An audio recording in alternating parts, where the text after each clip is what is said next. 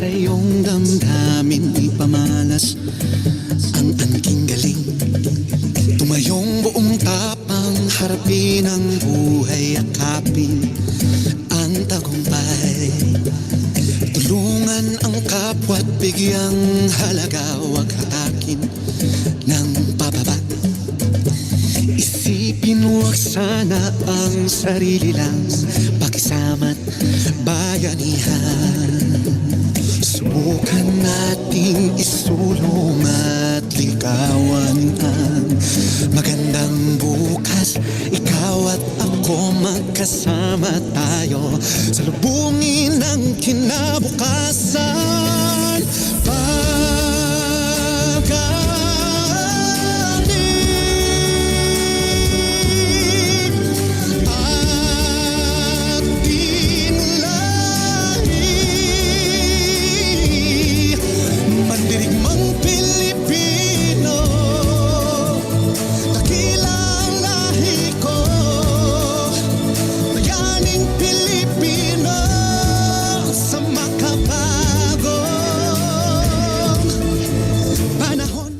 Everyone, I am Dr. Maria Vivian C. Camacho, curator for freshwater fishes at the UPLB Museum of Natural History, and I will be your MC for today.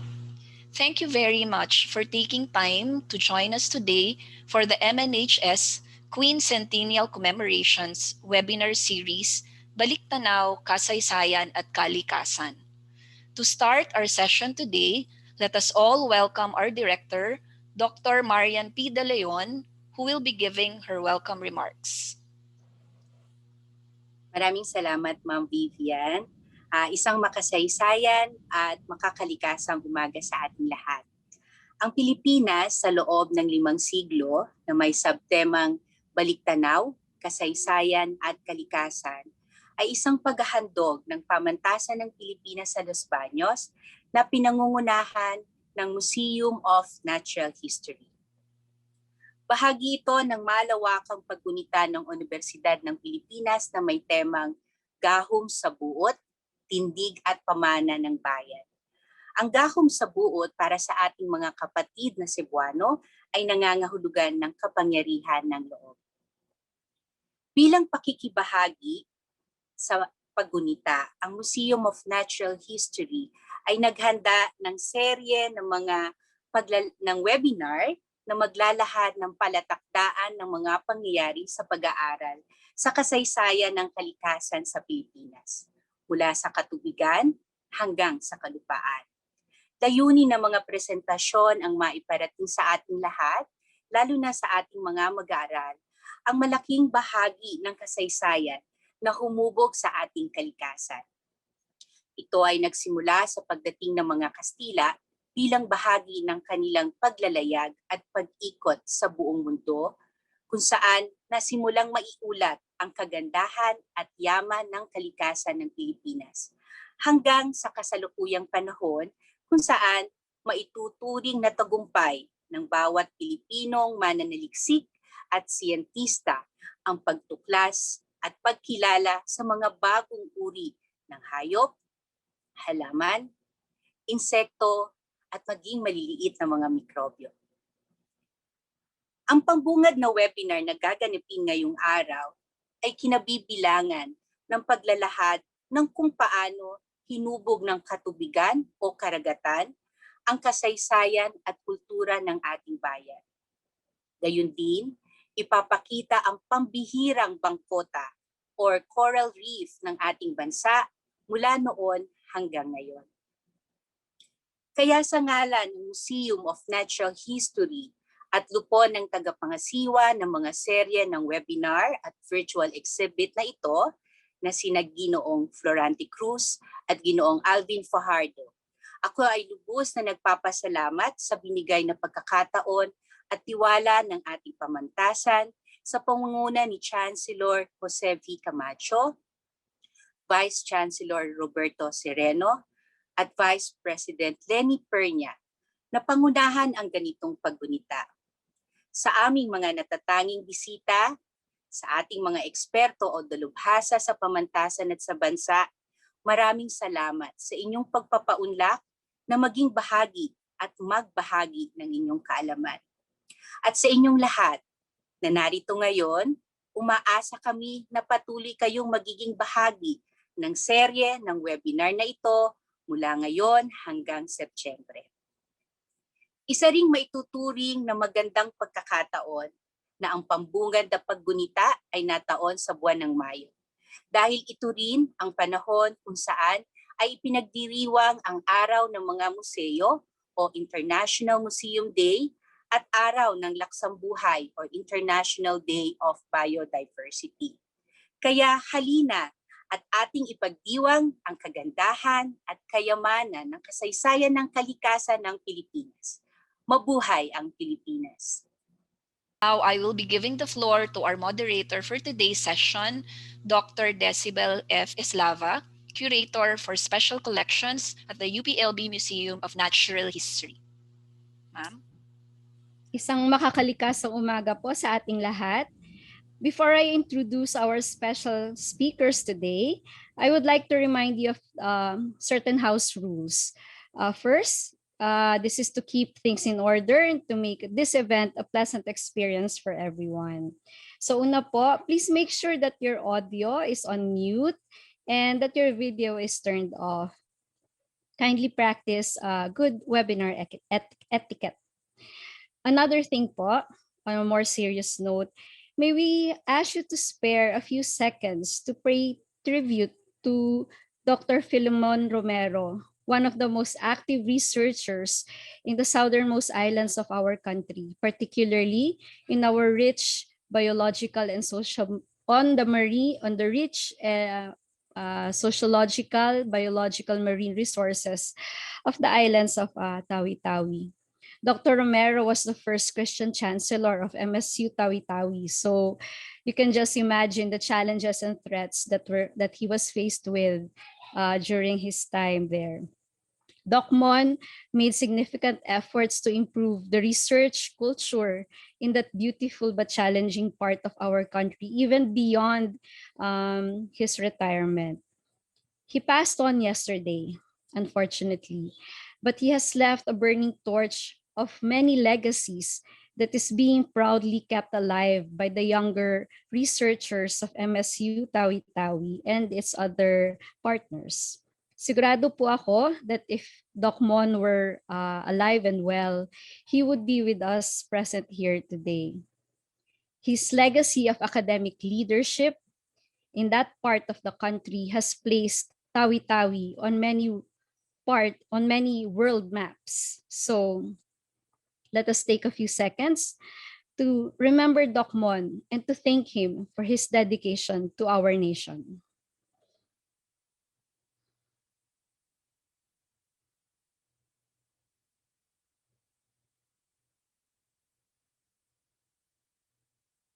Maraming salamat, Doc Mon, and please keep watching over us. So thank you everyone for participating in that.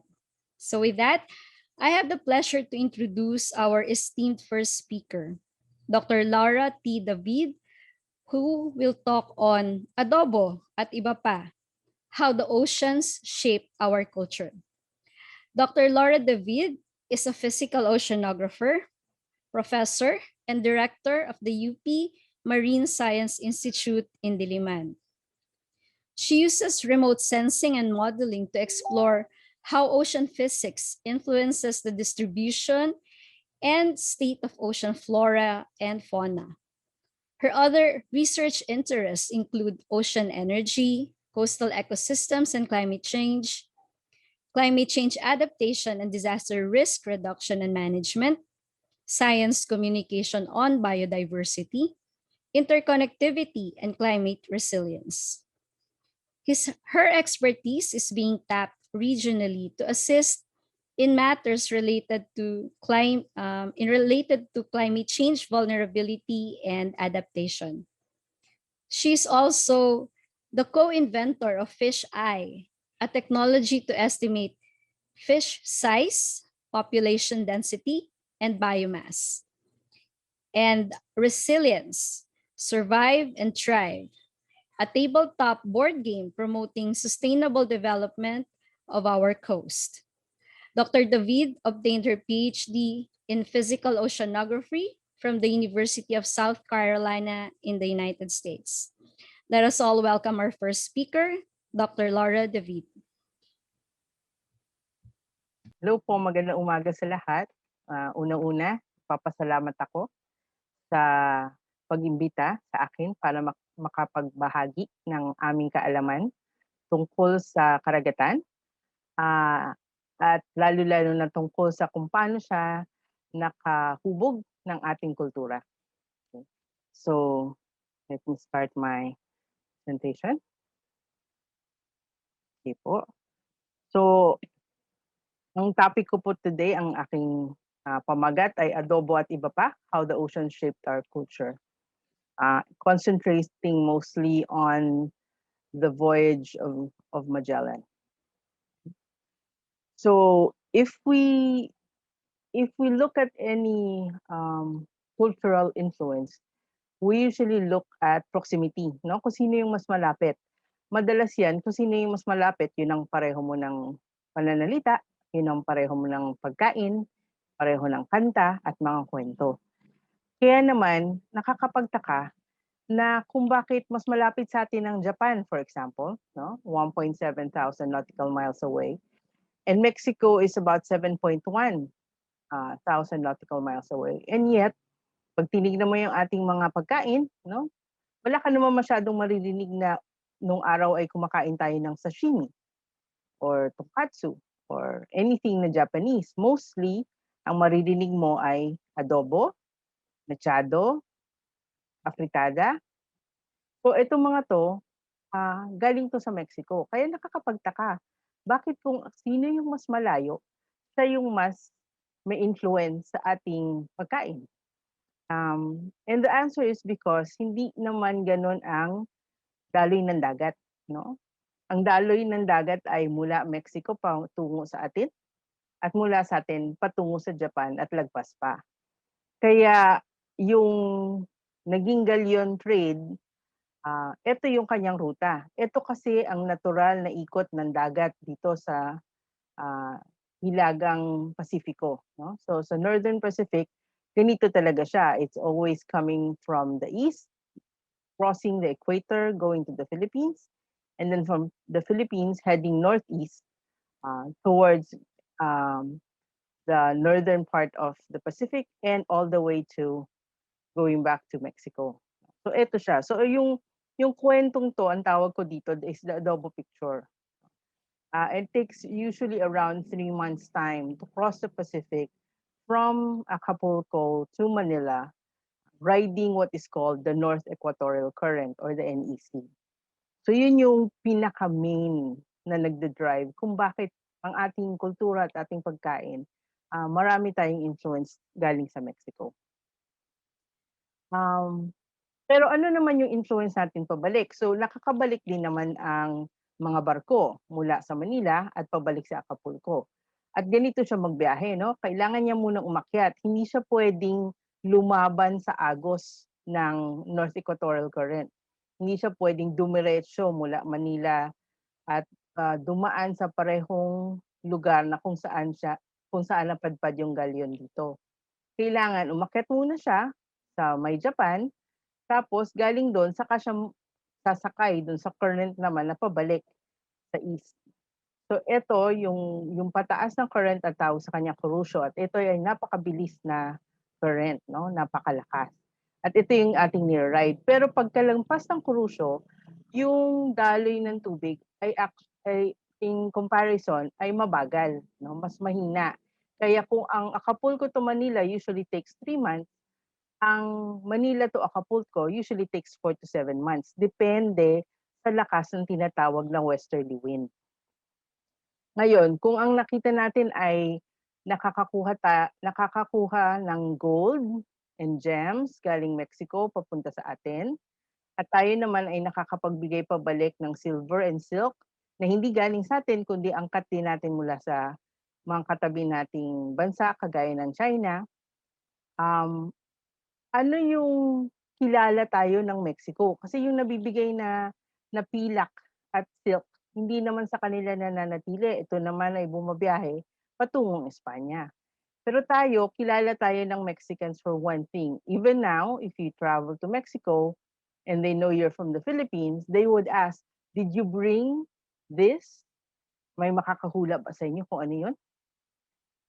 Okay.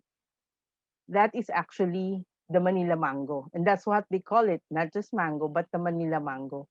Kasi pag yung mga galyon ay mabilis na katawid, yung kanilang mga hilaw na mangga na napitas dito, pagdating sa Mexico, tinatago nila yun sa pinakailalim ng boat kung saan malamig. Tapos pag dating nila sa Mexico, tamang-tama ito at hinog na hinog. At ang tawag nila rito ay Manila Mango, no? Kaya hanggang ngayon, sasabihin nila yon, may dala ka bang Manila Mango? Kilala nila tayo for that. So it's not just a one-way thing. They brought something to us and we brought something to them. Pero lahat to, bakit ba ito nagsimula? No? Nagsimula ito dahil alam naman natin, noong 1494, mayroong naging kasunduan ang Espanya at Portugal na hatiin ang mundo, no? Na ang nasa east ay sa Portugal at ang nasa west ay sa Spain. At dahil dito, yung alam nila na spice islands, no? Kung saan sila kumukuha ng specific spice, ay actually lumabas para sa Portugal lang siya. Kasi yun lang ang alam nilang daan papunta doon sa Spice Islands mula sa Europa. Kaya ang hamon ay paano makakatawid doon ang Espanyol kung dadaan siya doon sa binigay sa kanyang parte, which is the West. So, yun yung challenge. Alam nyo ba kung ano yung spice na pinag-uusapan natin? Na dito lang talaga unang nakikita sa may Banda Island sa Indonesia? Tinanong ko ang aking pamilya kahapon at iba-iba yung sinagot nila. Sabi nila cinnamon, pepper, cardamom. Ang totoo, ito yung spice na hinanap natin. No? Ang hinahanap nila nung araw. Alam niyo ba kung ano ito? Ito ay nutmeg. No? Ang nutmeg ay nababahagi sa tatlong bahagi. Yung prutas niya, yung labas, yung dilaw. Tapos yung pula, yan yung ginagawang mace. At yung buto, na pagtuyo na siyang kinakaskas at para maging nutmeg, yung alam nating nutmeg na ginagamit sa pagkain. Pero nung araw, kaya ubod ng mahal nito, ay dahil sa dalawang bagay. No? It was known to be a hallucinogen and they thought it would protect them against the plague. Kasi pag tinignan mo yung mga makukuha mo sa nutmeg, totoong nakaka-alleviate naman to ng sipon, no? Nakakaalis ng sakit, nakakapanaw ng sakit ng katawan. Kaya siguro nung araw, ang inisip nila, nakaka-protect din to against the plague. So sobrang mahal niya. As ang katumbas ng 4 na peraso na buto ng nutmeg ay pwede ka nang makabili ng isang maliit na bahay nung araw. No? Kaya tinitingnan nila talaga, ang mga nagbubuhat ng nutmeg ay halos hubot-hubad na para makita nilang walang tinatago sa kanilang kasuutan. So ito yung gustong mahanap noon ni Magellan nung tumawid siya. So tayo sa Pilipinas, ang alam natin yung 1519 umalis si Magellan na Portuguese galing sa Spain, no, under the Spanish flag, at 5 yung barko na tinawid niya in order to find the Spice Islands and ended up in the Philippines in 1521. Itong mapa na nakikita nyo ay mapa galing sa National Geographic nung araw na pinakita kung ano yung sa tingin nilang tawid ni Magellan mula Spain hanggang makabalik siya ulit sa Spain, no? The circumnavigation. Pero itong biyahe na ito actually marami siyang controversies. Maraming hindi alam. Una-una na, bakit siya tumawid? Kasi kung maisip nyo, nung araw maraming naniniwala na ang mundo ay flat, no? Na pag nag-sail ka, pag ikaw ay lumaot, pagdating mo sa dulo ay mahuhulog ka kasi hindi naman siya bilog. So bakit siya nangahas na maglaot hanggang papunta sa atin, no? Hindi kasi siya yung una na nakadiskubre naman galing sa Europa papunta sa atin, no? Alam natin yung kwento ni Marco Polo, Silk Road, pagdating sa pag-sail, andun naman si John Cabot na nakita niya na yung naisip niya na meron dalawang karagatan, no? Kasi galing 'pag nagse-sail sila dati sa Spice Islands, merong pandagat sa kanan sa eastward ng Spice Islands. So inisip niya meron yung in between kasi hindi mo naman natatanaw ang South Continent at that time. Si Christopher Columbus nung dumating siya sa South America, nakita niya na merong Isthmus of Panama pero hindi naman niya ito hinahak. Si Vasco Nunez Balboa, siya yung may mga kasamahan umakyat doon sa kabundukan ng Isthmus of Panama at natanaw yung tinatawag nilang Mar del Sur, no? Which is the Pacific Ocean. So ito yung kanilang kaalaman. Nung si Magellan na ang pumalaot, ang alam niya si Japan, no, ay ilang kilometro lang, ilang daang kilometro lang ang layo galing sa Mexico. At yung Spice Islands ay hindi rin gano'n kalayo mula doon. So ito yung kanilang mapa, ganito ang itsura. Kita nyo yung laki ng at ang pinakamalaking ng pinapakita is itong Indian Ocean. Um, itong itong Indian Ocean ang pinakaalam nilang teritoryo kaya yun ang pinapakita. Ito ang Atlantic Ocean kung saan tumawid sila Columbus saka sila Nunez. Tapos pinapakita meron pang isa pang karagatan ang tawag na Mar del Sur na 'pag inikot mo, sandali lang, hindi nila alam kung gaano kalaki siya, sandali lang ay eto na siya at malapit na siya sa tingin nilang Spice Islands, no? So, yung kanilang provisions, yung kanilang mga baon, lahat yon para lang sa tawid na sa tingin nila medyo kasing laki ng Atlantic Ocean. Ay, oo, ng Atlantic Ocean. So,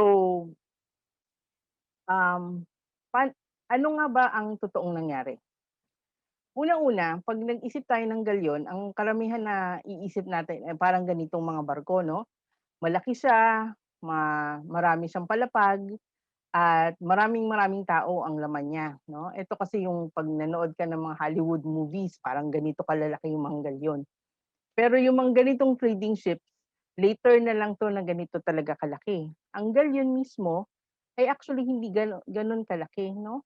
Um, ang Victoria, Trinidad, Concepcion, San Antonio at Santiago na dinala ni Magellan mula Espanya ay approximately ang kanyang average size is mga 100 tons, no? Ang 100 tons katumbas 'yun ng 3 bus, no? So 'pag nagdikit-dikit ka ng 3 bus, 'yun na 'yun, 'yun na yung laki ng barko. Isipin mo malaki na rin naman 'yun, oo, pero kung ang kalaban mo, ang tatahakin mo ay yung buong karagatan ng Pacific, actually maliit 'yun na sasakyan, no? Nakakatakot 'yun na sasakyan. At may mga barko siya na mas maliit pa dito, kagaya nga ng Santiago. So yung Santiago, hindi na siya nakaka-cross ng Pacific pagdating niya sa Straits of Magellan, nawasak na siya doon dahil sa isang bagyo. So hindi na 'yun nakarating. Si San Antonio naman na pinakamalaki sana nila na makatawid, nagkaroon ng mutiny at bumalik siya sa Espanya, no, mula sa Straits of Magellan. Iniwan niya yung 3 iba pang barko. So 3 barko na lang yung tumawid, si Victoria, si Trinidad at si Concepcion. At ganito nga kaliliit yung barko nila, no? Merong crew na mga 50 lang o mas maliit. Ang karamihan sa kanila natutulog lang kung saan pwede, nagsisiksikan. Kasi karamihan ng lugar ng barko ay provisions, no? Mga pagkain, tubig. Kaya mahirap yung kanilang paglayag. Ang isa pa, ang paglayag nun, yung sail na tinatawag, no, kung saan nahuhuli yung lakas ng hangin para maka makapaglayag ang isang barko nung araw. Hindi 'to masyadong nagagalaw, konti lang ang galaw niya, hindi kagaya ng mga sailboats ngayon na you can completely tack them. So ito, konting galaw lang magagawa mo. May makokontrol ka pa rin ng konti, pero 'pag yung hangin galing sa harap, o kaya kung galing sa kung saan-saan, hindi siya stable gumalaw. Pwede ka mapadpad kung saan. So ang gusto mo yung hangin mo parating nasa likod mo para dun ka pupunta kung saan tinutulak ng hangin. So pag masyadong pangit yung weather, may bagyo kunyari, sinasarado nila itong sail, or what they call, they strike the sail, no? Para hindi para maglulutang lang sila, they'll just bob up and down, but they won't get pushed away from the original destination. Okay, so para makatawid siya na mabilis at hindi siya kailangang mag-strike ng sail, dapat hindi bagyuhin. Okay. Ang isa pa, no, mahirap pag tumingin kayo ng iba-ibang mapa ng tracks ni Magellan, iba-iba yung makikita nyo. Kasi si Pigafetta walang naiwan dun sa original na logs ni Magellan. Ang naiwan ay yung Pigafetta. Si Pigafetta ay isang Italiano na chronicler, pero hindi naman siya masinop dun sa kung ano yung posisyon ng barko. Pero magaling siya sa description ng mga nakikita niya. Ang isa pa, meron lang ang instrumento nila kaya na naman magpakita kung nasaan ka latitudinally, where you are north and south. Pero hindi siya masyadong maganda maglagay kung nasaan siya east and west, no? Kasi ang east and west usually yan by clock ginagawa ng araw. The clock was only invented 200 years later. So wala pa silang ganun. Pero alam naman natin na umalis sila ng Cape Desire noong November 1520 at nagbiyahe malamang sa bilis ng 7.5 knots dahil nakarating sila dito by March. No? Alam din natin galing dun sa mga chronicler dahil meron naman silang Latin long na umabot sila hanggang 13 degrees north, crossing the equator and eventually reaching Guam. At yung alam nilang Isla de Ladrones, no? And for the most part, tahimik yung dagat, no? Hindi sila masyadong nag-strike ng sail. Yun ang mga alam natin. So, ang ginusto namin ay isubukan i-reconstruct kung paano sila nagbiyahe. So, kung lumabas sila doon, end of November, no? By December, yun yung pagtawid na nila. At ano yung mga nangyari sa pagtawid? So pag naglagay ka this is a model on the left, no? This is a monthly zonal and meridional winds. So climatology siya, meaning lahat ng data nila, lahat ng December data nila, in-average nila. So ito yung pinaka nakikita nilang galaw. So pag naghulog ka ng kahit ano sa tubig dito, no? Ipapakita sa iyo kung saan siya pwede mapadpad. So paglabas nila ng Strait of Magellan, nakikita nyo na dito siya actually lumabas, no? Dito sa pinakakanan. At kahit na anong ihulog doon, mapapadpad siya panorte. At gusto yun nila Magellan. Bakit? Kasi kilala nila ang Atlantic Ocean. Ang Atlantic Ocean, ang ikot ng kanyang dagat ay pareho rin halos ng Pacific, no? Na malakas yung current, na yung agos ng dagat doon sa equator side. May tinatawag na equatorial currents na pumapadpad mula sa east patungo sa west ng karagatan. So ang gusto nila, umabot sila banda dito, no, sa equatorial current para mapadpad sila papunta sa west part. So sinakyan nila itong current na ito na nakikita niyo sa kaliwa. Sinakyan nila yan at nagtungo sila patungo sa equator. No? So makikita nyo, yung tracks is actually a little less than equator.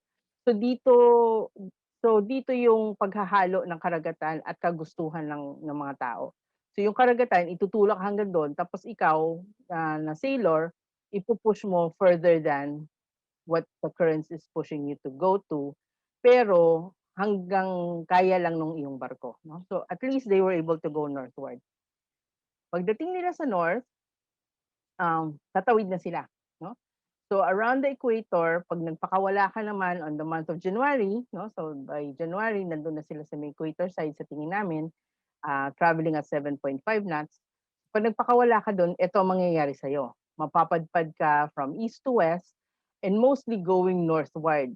So para hindi ka mapadpad all the way north, alam naman kasi nila na ang Spice Island is to the south, no? Alam nila 'yon.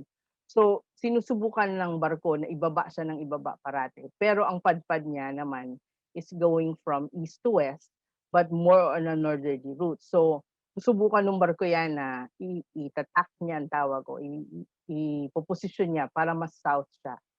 So then we took the green line na nakikita nyo, yun yung ginamit namin na posibleng lugar niya, yung pinaka-southernmost port, na lugar niya pagdating ng Pebrero. Okay. So pagdating ng Pebrero, pinakita nyo sa kaliwa, no, nagbabago yung hangin, mas pa-south na siya. So pagdating ng Pebrero, kung nasaan siya sa gitna ng Pacific, doon namin ni-release, doon naka-release yung points at makikita nyo, mapapadpad siya, patungo na nga sa Pilipinas. So, papunta na sila banda sa atin. At sa totoo lang, dumaan tuloy sila ng Guam, no? Dahil mapapadpad nila muna yon. At sila, dahil ubos na yung kanilang pagkain at tubig, talagang kung ano yung makita nila una na lupa, na sa tingin nila meron sila makukuha kahit papano ng pagkain, o fresh water, doon na sila titikil. So Guam yung una nilang pinuntahan. Ngayon, by the time March, so umalis sila ng Guam ng March, at kung Agos lang sila, no? Masasakay na sila sa simula ng Crucio at paakyat to sa northern tip of Luzon, Taiwan, and then Japan. Pero hindi ito yung ginawa nila, sinubukan nila nga pumunta ng south kasi andun yung Spice Islands. So if you take a look naman at the Philippine side, no, pag malapit ka na, magte-take over na dyan yung malalakas na current sa coast. No? So may mga amplification ng currents on the west part of any ocean. So pagdating sa Philippines, ito yung makikita nyo. At ang importanteng makita dito ay itong tinatawag na bifurcation kung saan naghihiwalay yung equatorial current at may pumupunta pa south. Ito, pupunta ng tinatawag na Mindanao Eddy at pumupunta ng north o yung pagsisimula ng Crucio. At ang importante ay yung kung saan yung nangyayari na yon na pagtigil. So nung Marso, depende yan. Pag El Nino, Marso at El Nino, ang bifurcation o kung saan naghihiwalay ang karagatan ay mas norte. Pag La Nina, mas mababa siya, no? More southerly. So ang tanong, ano nga ba yung panahon kung kailan tumawid si Magellan? El Nino ba ito? La Nina ba ito? O normal lang na taon?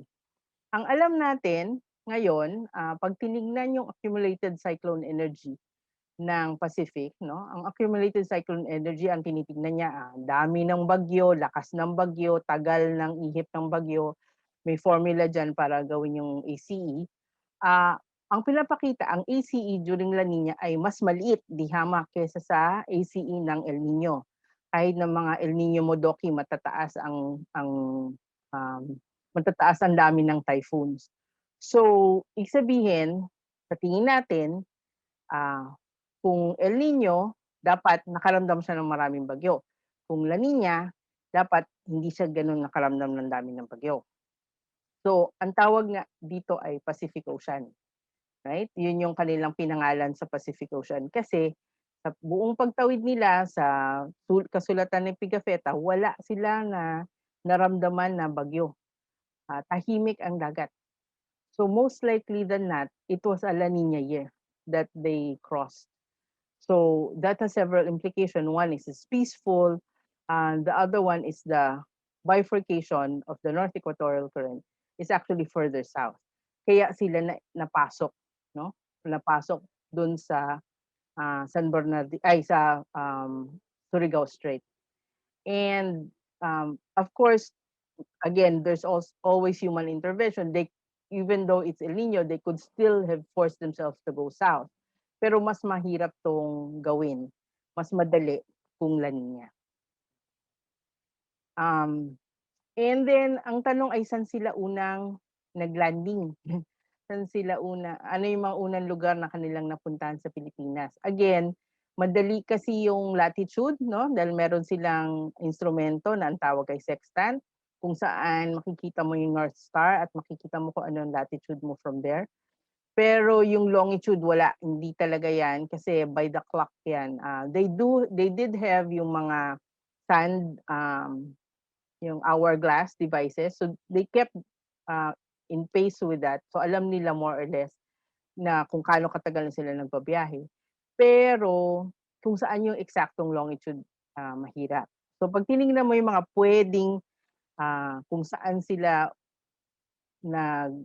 unang tumigil, ay medyo pare-pareho kasi yung longitude nun, no?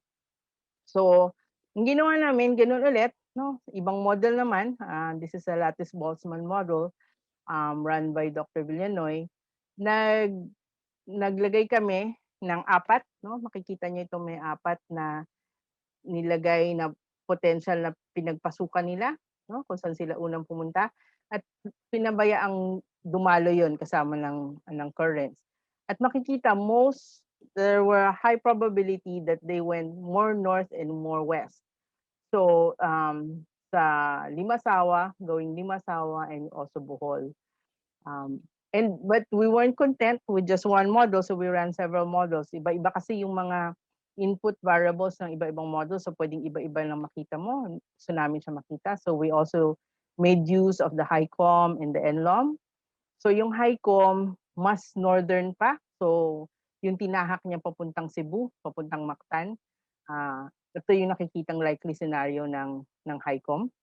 And NLOM showed also similar to what the Lattice Boltzmann showed, which is Limasawa and then Bohol. No? So these are the likely landing areas if they only allowed themselves to drift because of the ocean current. Pero we were interested in the result of the NLOM kasi dun sa mismong bukana niya, depende kung saan ka dumaan, pwedeng hindi Limasawa at Bohol yung pinuntahan mo. So tiningnan namin siya mas malapit. So kung nakikita nyo, no, itong current na ito, so pag pumasok sila dyan, paikot kasi ito eh. So they still ended up either in here or here in Bohol. Pero kung pipilitin nila, no, kung itatak nila sarili nila further eastward, they can actually ride a current that goes all the way down and actually ends up in Butuan.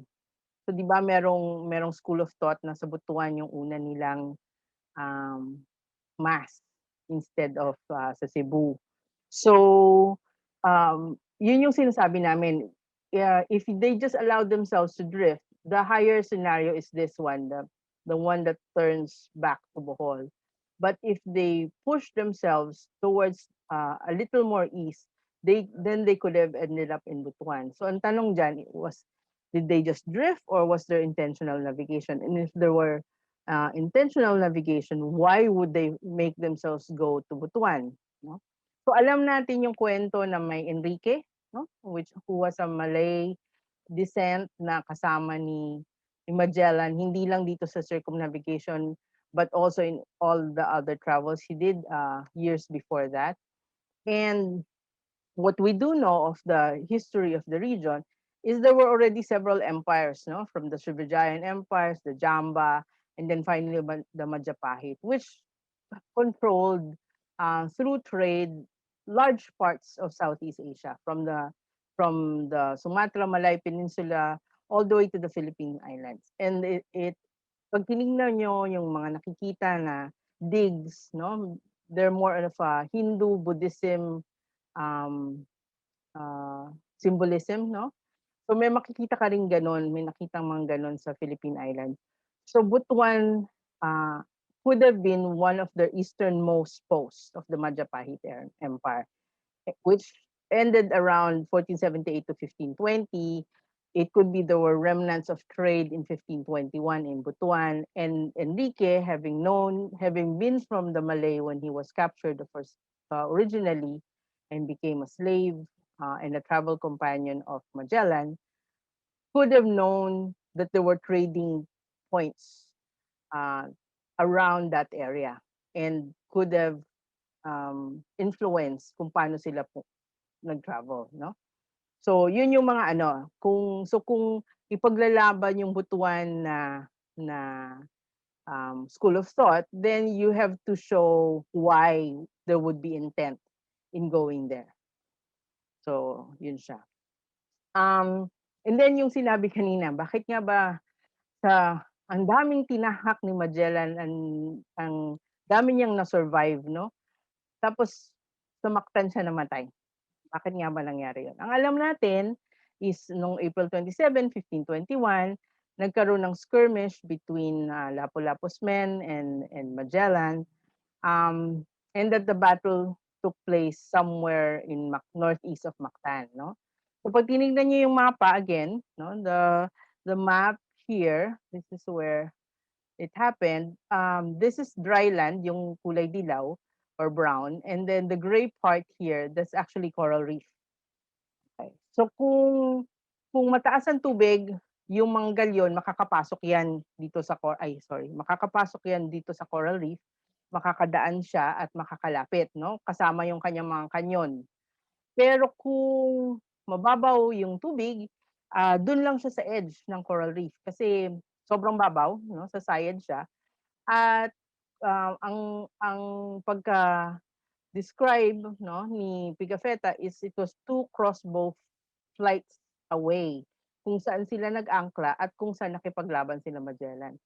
Crossbow flights can be between 25 to 50 meters. So 2 crossbow flights is around 50 to 100 meters. So pag sinukat mo ito, no, that's about it.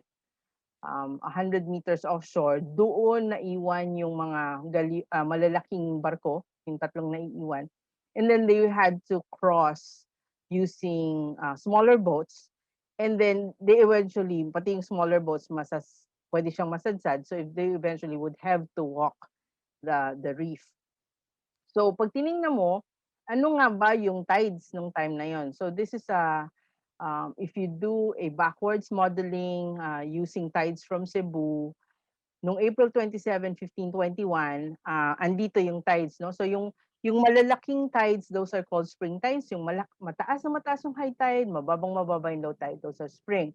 Yung in between ng spring tides, that's called the neap tide. So konti lang yung akyat ng tubig, tapos konti din lang yung baba niya. So depende kung ano yung taas ng tubig doon sa reef, no? So pag tiningnan nyo, doon sa sininsin namin yung model na ito, and Magellan, if you read Pigafetta's journal, Magellan arrived in Mactan before sunrise and then waited for sunrise in order to attack. So yung right before sunrise, that's the red line at the bottom. And then 3 hours later, at sunrise, that's the blue line. So that's actually the lowest tide for that day. And it's a real low tide. So which therefore forced the troop to actually abandon the big ships, take smaller ships, and eventually walk the reef. And even if they had armors on, you cannot walk the reef with leg armors, di ba? Kasi sobrang bigat nun sa tubig. If you've ever tried walking on a rocky shore, yun yung meron doon. So they ended up not having that as well, not having the lower portions of the armor. And as we know, ganun na matay si Magellan, no? It was a wound supposedly sa legs niya. So ito siya. So we joke around in MSI na he was an ocean-going oceanographer kasi alam niya yung kung paano tumawid, umakyat muna sa equator, tumawid, mag-tack pa south, pagpalapit, makapasok ng Pilipinas. Pero hindi siya coastal oceanographer kasi hindi niya alam yung tides. So yun yung biruan namin sa opisina. And the story doesn't end there, no? Even with the demise of Magellan, because of the eventual return of one ship all the way to circumnavigate, ang nangyari, we ended up having the Galleon Trade, no? And the Galleon trade flourished for 300 years, no? From the start 1536 all the way to 1865. So tumatawid yan. Like we said, 3 months going here, 4 to 7 months going out. They usually leave around June, July because the winds are more going the right direction during that time. Galing habagat siya. So they would go out and they would cross, going first back to Japan and then crossing. Yung nakikita nyo po dito na graphs, those are all the storms that were um, that were experienced during these years na merong galleon trade. So makikita nyo na hindi siya infrequent, no? Meron at merong bagyo na dumadaan. So yung lapad nung graph is how many months na merong bagyo, and then kung kaano kataas is how many bagyo. So marami-rami rin siya. It's just interesting to note that originally, pag may bagyong dumating, pupunta sila ng Japan. They would actually anchor in Japan, in Okinawa, and they would stay there until the storm has passed, and then they would keep traveling eastward. So yung Galleon na save siya. Pero nung 1638, Japan actually closed its doors to the Galleon trade. So noon wala na silang taguan ng bagyo. And it just so happens that after that, etong graph sa baba, dumami pa ng dumami yung bagyo at lumakas na lumakas. At tumagal ng tumagal yung bagyo system. So, ano sila, marami sa mga galleons actually sank off of the Philippines, off of Taiwan, and then off of Japan. No? Nung hindi na sila pwede magtago sa Japan. Ngayon, bakit nagsara ng doors ang Japan? You'd think they'd also be interested in the trade because they were carrying gold going back and spice and all that. The reason for that is Christianity. So, may dalas nga sila na silk, porcelain, ivory, jade, mercury, and other things we've traded with our neighbors. Pero they were also trying to push for Christianity as well in Japan. And at that time, yung local ruler suspected that the Spaniards will eventually overthrow him because of this Christianity. No? So one of the last voyages there carried actually San Lorenzo Ruiz.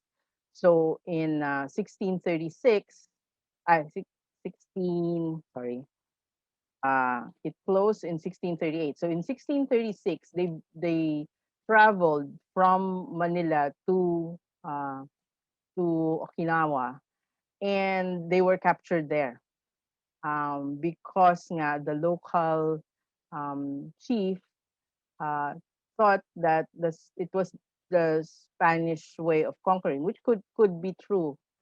So ang nangyari, they captured them kasama si San Lorenzo Ruiz, and they kept them for 2 years until they were finally executed in Nagasaki. So we tried to influence them naman din with whatever the Galleon had, including Christianity. And tayo, yung ating beliefs, eventually, even now, was also influenced by that because San Lorenzo Ruiz is our patron saint. No? I just like to add that this whole exchange because of the ocean, it didn't start with just the Spanish. If you look at culture even thousands of years BC, merong mga signs that people that were living in the Philippine Islands were actually trading and traveling in different parts of the world. One example is the pita culture, no? So yung fired clay pots and so on. Meron yan, nakikita yan sa Micronesia and Melanesia. Pero actually, pag tinignan mo yung artifacts, mas matanda yung culture na yun sa Philippines. So they think that it came from the Philippines and then traveled further eastward. This particular map, I actually took a picture of this in the Polynesian Museum in Hawaii. So ang tingin talaga nila that a lot of their population actually originated from the people that were living in the Philippines. And then very recently, there is a research on ancient DNA showing that the Philippines is actually the ancestral homeland of Polynesians, no? So meron talaga itong exchange na ito even way before the Spaniards came. So yun lang po ang aking ibabahagi. Salamat po. At kung may tanong kayo. Okay, maraming salamat po, Dr. Lau. Thank you very much. It was very intriguing indeed. This is actually way better than the historical series that I'm watching on Netflix. Siguro it's about time that we also invest in something for our region na ginagawa nila for European history po. We are now going to open the floor for 2 to 3 questions first, and then we will entertain further questions for Dr. Lau later during the open forum. So for those who would like to ask questions, kindly state your name and affiliation prior to typing in your quick, short questions. We will be entertaining questions from both the Zoom and FB Live platforms. And to our audience in Zoom, please use the Q&A feature to send your questions. To those who are watching via Facebook Live, leave your questions in the comments box, and our technical assistant will copy it in Zoom. So we will now be going through your questions. All right. So far, I haven't seen any questions out loud. It's mostly praise to the work that you've done. Excellent paper. Please furnish our history department and the Philippine Navy. So this is from Daniel Agustin. So it's kind of a request, Doc Lau. All right. Yes po. Actually, meron akong mga kausap na historians and also mga chefs. Kasi we want to make a book on the history of ingredients, the Philippine cuisine. Kasi trade din natin makikita yun sa karagatan. So I'm waiting for questions. Nahirapan mag-isip, Doc Lau, kasi it's very, very detailed the way you presented it, and it actually makes you wonder kung gaano ka-rich yung ating history, if it predates many of the written accounts. Maraming hindi tayo pa alam, especially, I've seen some of the papers saying that ancestors of yung Polynesian countries may actually have come from this part of the world. Bakit po kaya lang ang papandak natin samantalang yung mga Polynesians ang lalaki nila? Yun po, hindi ko masagot. Alright. Okay. So, sana alam ko kasi napakaliit ko po. Okay.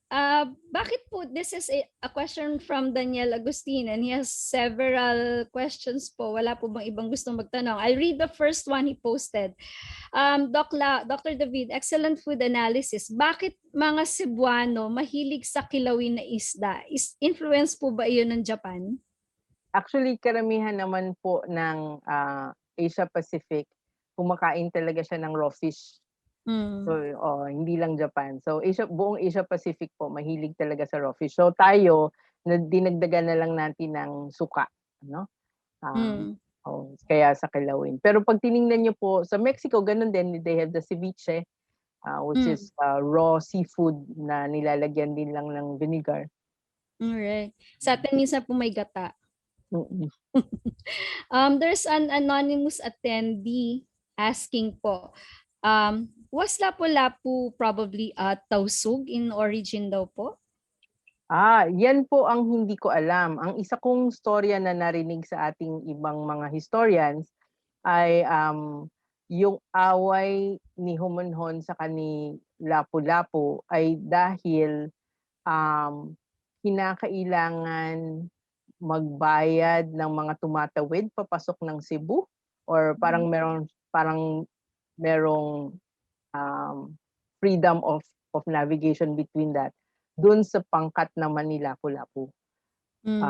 So kaya meron silang away na inudyok ni Humonhon na i-confront ni Magellan. At ang supposedly ang sinabi ay hindi yan magko-convert into Christianity. Kaya so ibig sabihin, kung ano man yung religion ni Lapu-Lapu, most likely alam niya there will be resistance. Parang yung hinahanap po niya parang gaya nung present day na toll fee sa mga expressways natin. Parang ganoon po. That which actually brings to question yung how we view our oceans these days. Dati we used to think of them as our way to get to a place, diba? Something that connects us. Now it's yung mga oceans, inland oceans natin are things that separate us, yung mga islands natin. It's quite a change. Meron pong question from an anonymous attendee.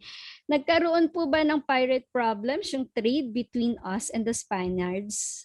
Actually, may mga documentations po na meron talagang pirate culture ang Southeast Asia.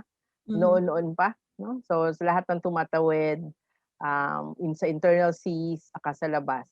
Kaya po rin siguro ang daloy ng Galleon ay sa loob, no? Lumalabas sila ulit ng San Bernardino Strait instead of going out into the West Philippine Sea and the South China Sea, kasi yun po known siya for a lot of piracy even way back. All right. I'll ask the last question for this part po, Doc Lau, but there are more other questions. So I hope you can stay for our open forum later.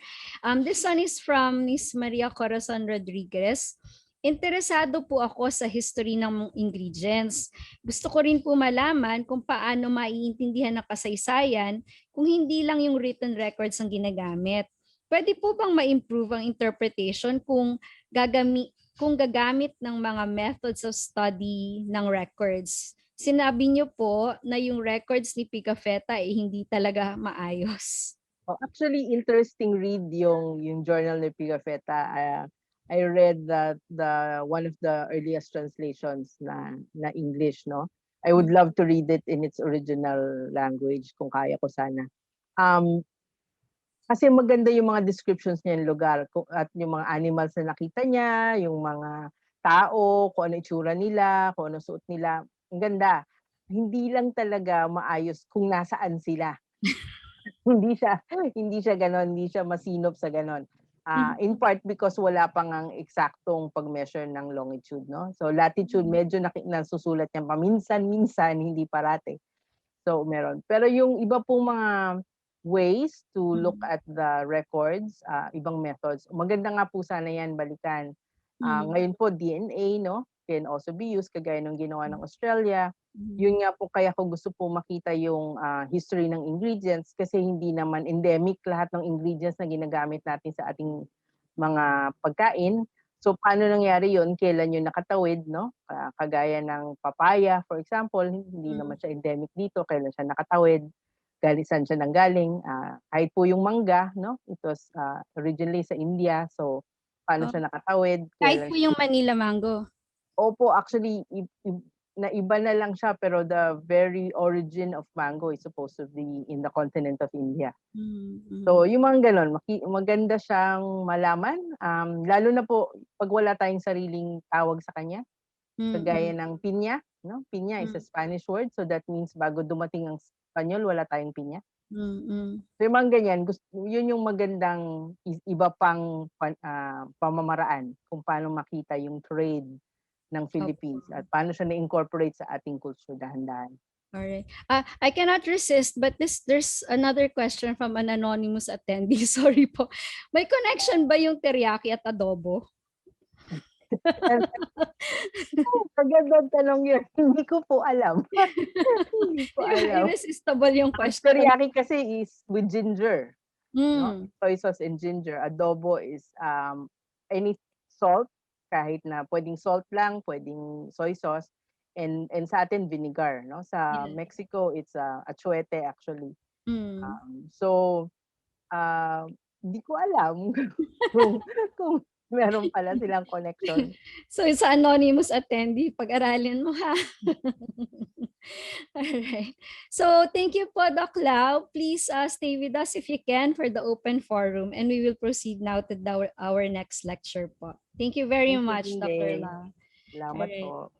So for our next topic, past to present, a historical look on coral reef complexity. Our speaker will be Dr. Victor Sanchez TIczon. Dr. TIczon obtained his PhD at the Marine Science Institute at the University of the Philippines in Diliman. He is currently an associate professor in zoology at UPLB, handling general education and specialized zoology courses under the Animal Biology Division, Institute of IBS, College of Arts and Sciences. He's also the curator for corals at the UPLB Museum of Natural History. His research focuses on coral reef and reef fish ecology, particularly the effect of changing benthic structural complexity on reef fish community structure. He's also conducting long-term coral reef and coral community monitoring work, looking at changes and patterns of recovery.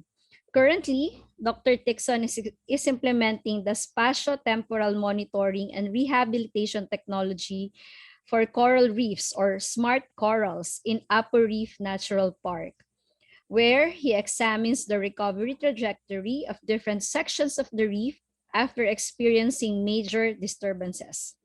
Overall, Dr. TIczon has authored or co-authored 9 peer-reviewed research publications and 4 national-level technical reports. He also actively shares his expertise to the government, providing technical assistance to LGUs, DNR, NEDA, and the UNDP country development projects.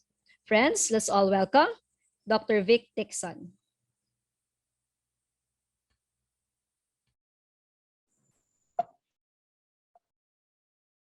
Hello, good morning, everyone. Good morning, distinguished guests and colleagues. I am truly honored to be one of the first presenter for this seminar series, and of course, share this webinar with one of the country's best scientists and storytellers, Dr. Laura T. David, my advisor and mentor and friend.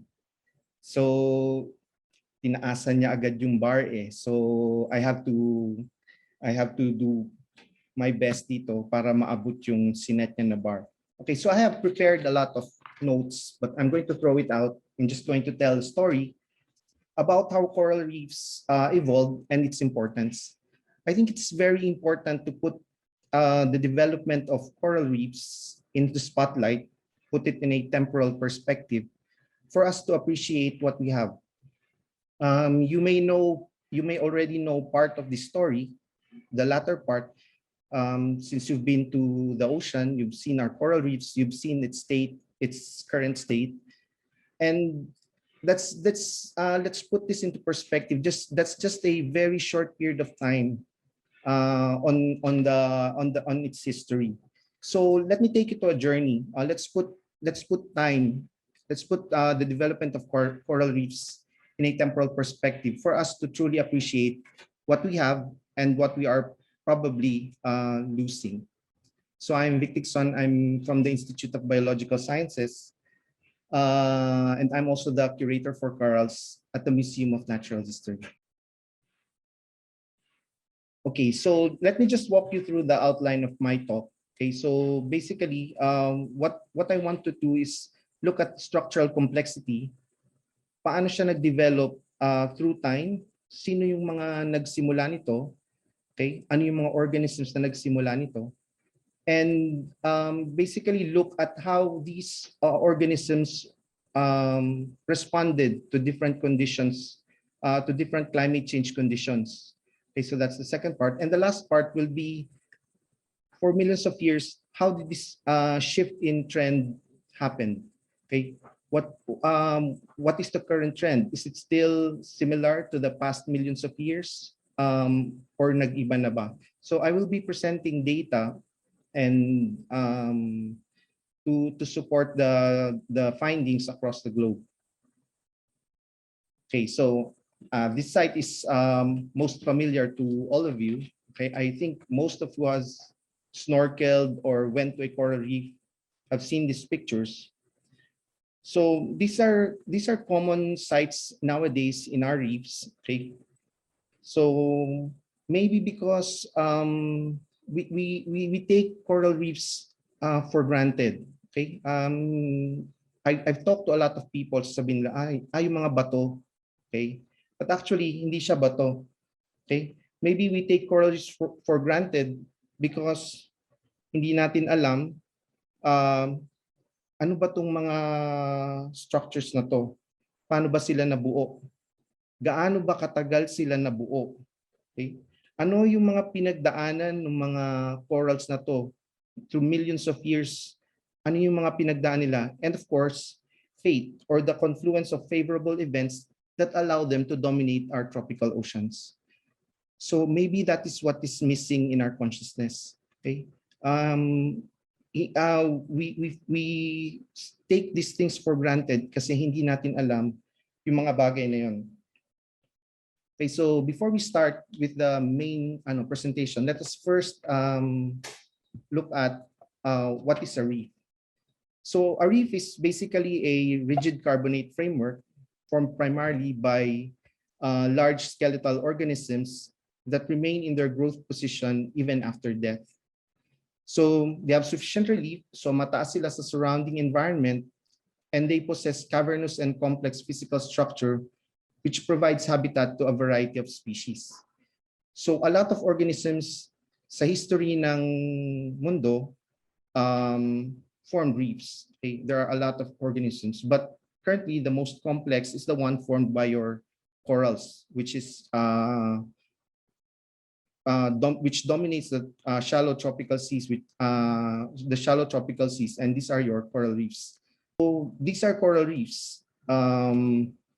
Now, the development of a stable substrate is critical. Alam naman natin na yung mga stable substrate sa dagat natin ay kukonti. Okay, karamihan ay mga buhangin, but organisms forming a stable substrate or started biomineralizing during the Proterozoic, okay, during the Precambrian, so matagal na. So walang calcium carbonate organisms nung mga panahon na yun. The primary source of calcium nung panahon na yun is dolomite, which is very hard for organisms to synthesize. And then something happened sa mundo. Okay, umulan ng sunod-sunod. Okay, matagal na umulan, and that continuous precipitation resulted in the erosion of calcium in our oceans. Okay, so during the Cambrian, calcium carbonate, particularly in the form of aragonite and calcite, increased in the world's ocean. Okay, now this calcium carbonate, specifically aragonite and calcite, madali siya ma-integrate sa katawan ng mga organisms. It takes less energy for these forms of calcium to be integrated in the skeleton of the organism. So during the Cambrian, you now have calcium carbonate skeleton organisms. And then millions of years after, nagkameron ng extinction. So most of this calcium carbonate skeleton that settled on the initial stable substrate died off. Okay, so you may ask, what's the significance of this this event in the formation of our coral reefs? Well, one, it reduced competition for stable substrate. Sabi nga natin kanina, very limited yung stable substrate ng mga panahon na yun. Okay. So, and then we move to the Mesozoic. Now, this is where it gets more interesting. Okay. During the Triassic, ayan na, nagkameron na tayo ng mga scleractinian corals. Okay, so those calcium carbonate cnidarians, interestingly, formed an association with an algae. So they are now capable of photosymbiosis. Okay. What does this imply? Ibig sabihin, if they're able to do photosymbiosis, they can grow faster and they can form their calcium carbonate skeleton faster. Okay, so mas mabilis ngayon ang growth ng mga scleractinian na mga corals na ito. And when you compete for space, growth is a determinant if you will succeed or if you will perish. Okay, after nung nagkameron ng photosymbiosis, several millions of years again, during the Jurassic, fish began to appear and deep burrowing organisms began to appear in coral reefs. Nagkameron na ng mga fish and deep burrowing organisms in the reef. And this increased the general productivity of the benthos. So you now have mobile organisms that can transport nutrients to a wider area. Right. So balik tayo. So Triassic, nagkameron ng organisms, corals began an association with an algae. Okay, and then you have the appearance of deep and burrowing organisms, which increase the structural complexity of the coral reefs. And because of this combination of factors, coral reefs now began to diversify and are now found in most of the global oceans. Okay, so coral reefs are now taking hold of the stable substrate. They are not yet the dominant organisms, but they are taking hold. And again, as they are doing so, another mass extinction event happened. Okay, and once again, it resulted in the loss of numerous benthic organisms, including the scleractinian corals. But one good thing about this mass extinction event is that it again opened up substrate for organisms to colonize. Okay, so when this happened, your corals, which is basically a modular benthic organism, started colonizing the open substrate.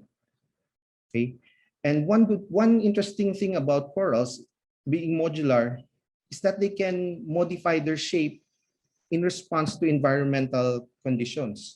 So they are now able to form different life forms. Some are plating, some are branching, some are massive. Okay, and when you combine these different life forms, you create a very complex substrate. A lot of nooks and crannies. Maraming mga butas na pag tiningnan mo, if you look closely, ang daming organisms na nakatago. Okay, so because of their modular nature, corals are able to respond to limitations in light. Binabago nila yung life form nila. Increased sedimentation. Okay, increased wave energy. They can modify their shape based on wave energy. So this, in effect, created a very complex underwater habitat for a lot of organisms. Okay. This is the most interesting thing that happened, herbivory. Okay, during the EUC, herbivores began to appear on reef. Ano yung importance ng pagkakaroon ng herbivores? The main competitor of corals are algae.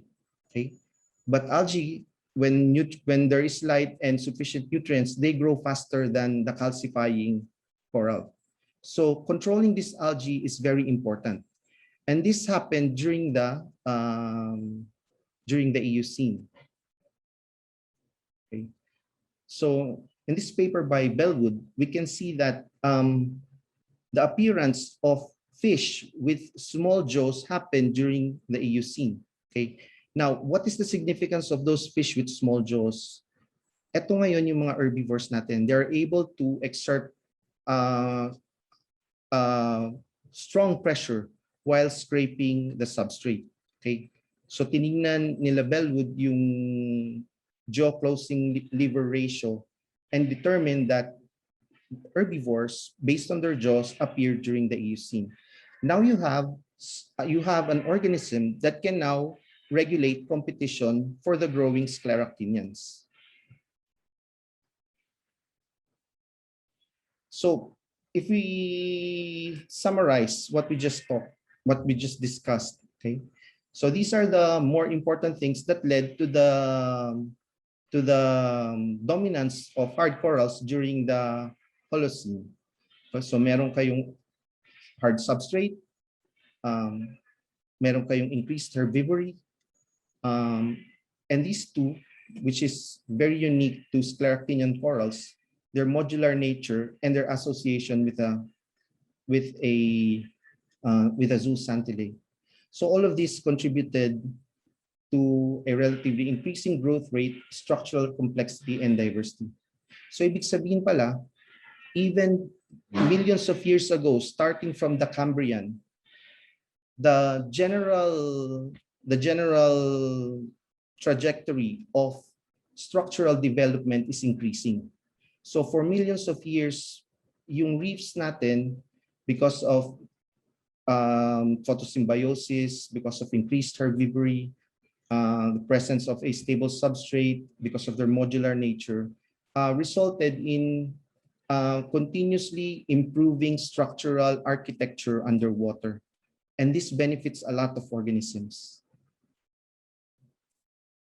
So yun yung trend. So if we go back, so from the stromatolite reefs, which are formed by bacteria, to the modern day coral reefs, the trend is to increasing growth rate of the foundation species of the reef, increasing structural complexity, and increasing diversity. So if we look at the history of reef formation, we can see that it's basically a story of establishment, and then it's a looping story of establishment, and then disturbance, and then adaptation, and then its proliferation. Okay, so basically that is how reef developed. Okay, how structures in the benthic part of our oceans develop, and the trend is generally increasing.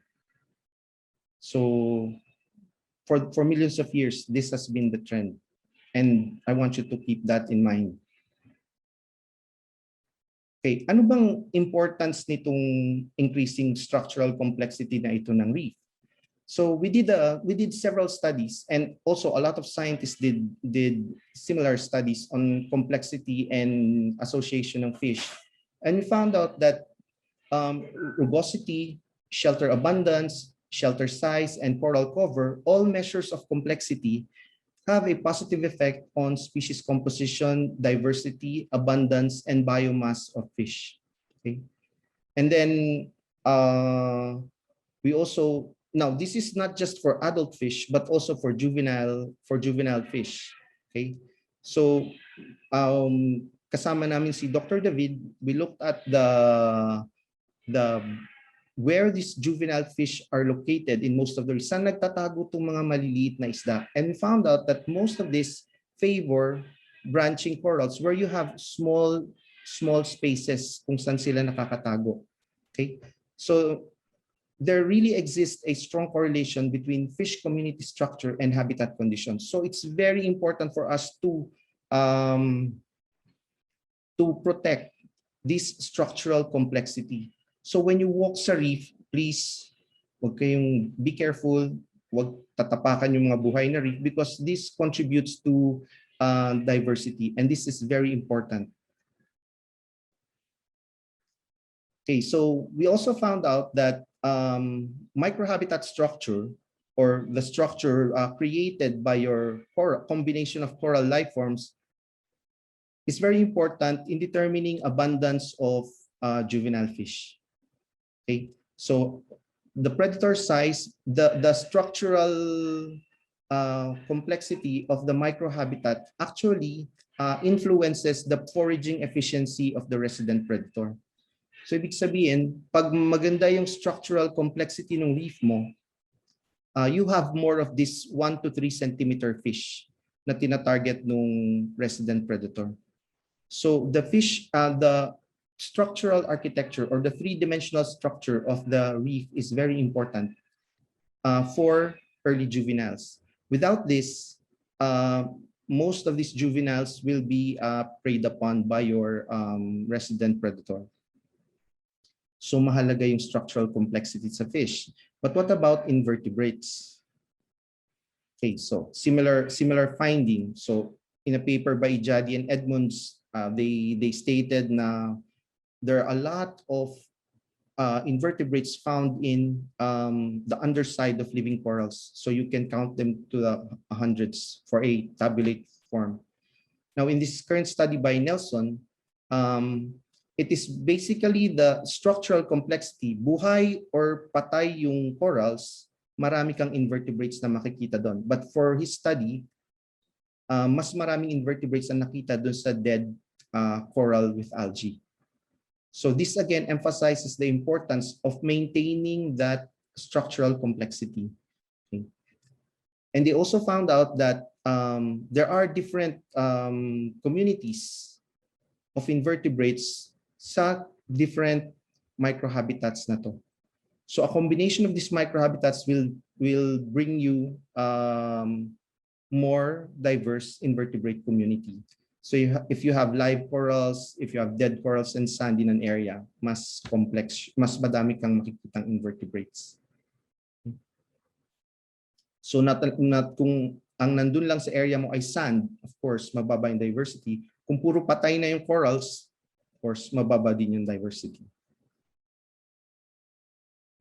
So basically, the story, the first part of the story emphasizes the importance of different organisms in forming reefs, okay, from stromatolites to your coral reefs. And from these different organisms, these different foundation bioengineers, the trend is increasing growth rate and structural diversity. Okay, so from this very simple growth forms to something like this, it took nature millions of years to have millions and millions of years to have a structure like this, a complex structure similar to this. So ayun, so that's one of the main important points that I want to drive at ngayong meeting na to, ngayong discussion na to. Now, of course, during those millions of years, hindi naman all smooth sailing yung development of corals. Of course, there are climate change brought destruction on reefs. Some of these reefs even drowned. There are evidences of drowned reefs. But overall, reef continued to develop, particularly coral reefs continued to develop in the face of global change. Okay, this is before man. Okay, so you have the trend, increasing growth rate, structural complexity, and diversity, even during the Cenozoic or most part of the Cenozoic. During this period, if you look at the column part of the table, you will see the indicators of climate change or sea level rise, SST, concentration of carbon dioxide, rate of carbon dioxide accumulation, and ocean acidity. You will notice that during the Cretaceous and the Paleo-Eocene thermal maximum, the conditions are much worse. Okay, mas mainit, mas acidic, mas maraming carbon dioxide, mas bumaba, tumaas ang sea level, which is detrimental to most coastal sessile organisms compared sa present. So if you look at sa present, wala pa tayo dun sa level ng mga nakaraang events. And yet, during this period, corals continued to persist. There were extinction, there were loss of aragonite skeleton, there's a decrease in overall reef growth, but still, ano ba yan, na-excite ako. Okay, but still, corals were able to survive. Now, at present, there's still no recorded extinction, but there is an observed decline in reef health. And the difference between the Cretaceous and the Paleo-Eocene thermal maximum and the present is the rate of accumulation of carbon dioxide. Masyadong mabilis ang pag-accumulate ng carbon dioxide ngayon compared dun sa Paleo-Eocene thermal maximum and Cretaceous. So, IPCC scenario, okay, tataas lahat yan in the IPCC scenario. And of course, the prediction based on historical data is that this is very conservative, is that there will be major changes in reef community structure, but still corals will persist as what they have were able to do in the past. They will persist, but they won't be the structurally complex and dominant builders in our benthic ecosystem, in our shallow tropical waters. There's a possibility na reefs will not be formed by corals. Ibang organism na.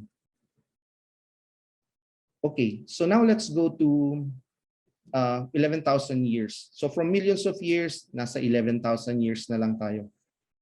So during this period, we can see that corals were able to survive in spite of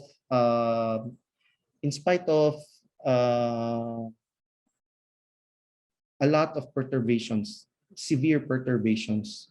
Okay, so this is Acropora palmata. Okay, this is this picture will not be possible without Dr. David kasi pinadala niya ako dyan. And ayun, this is around 2 meters mahigit.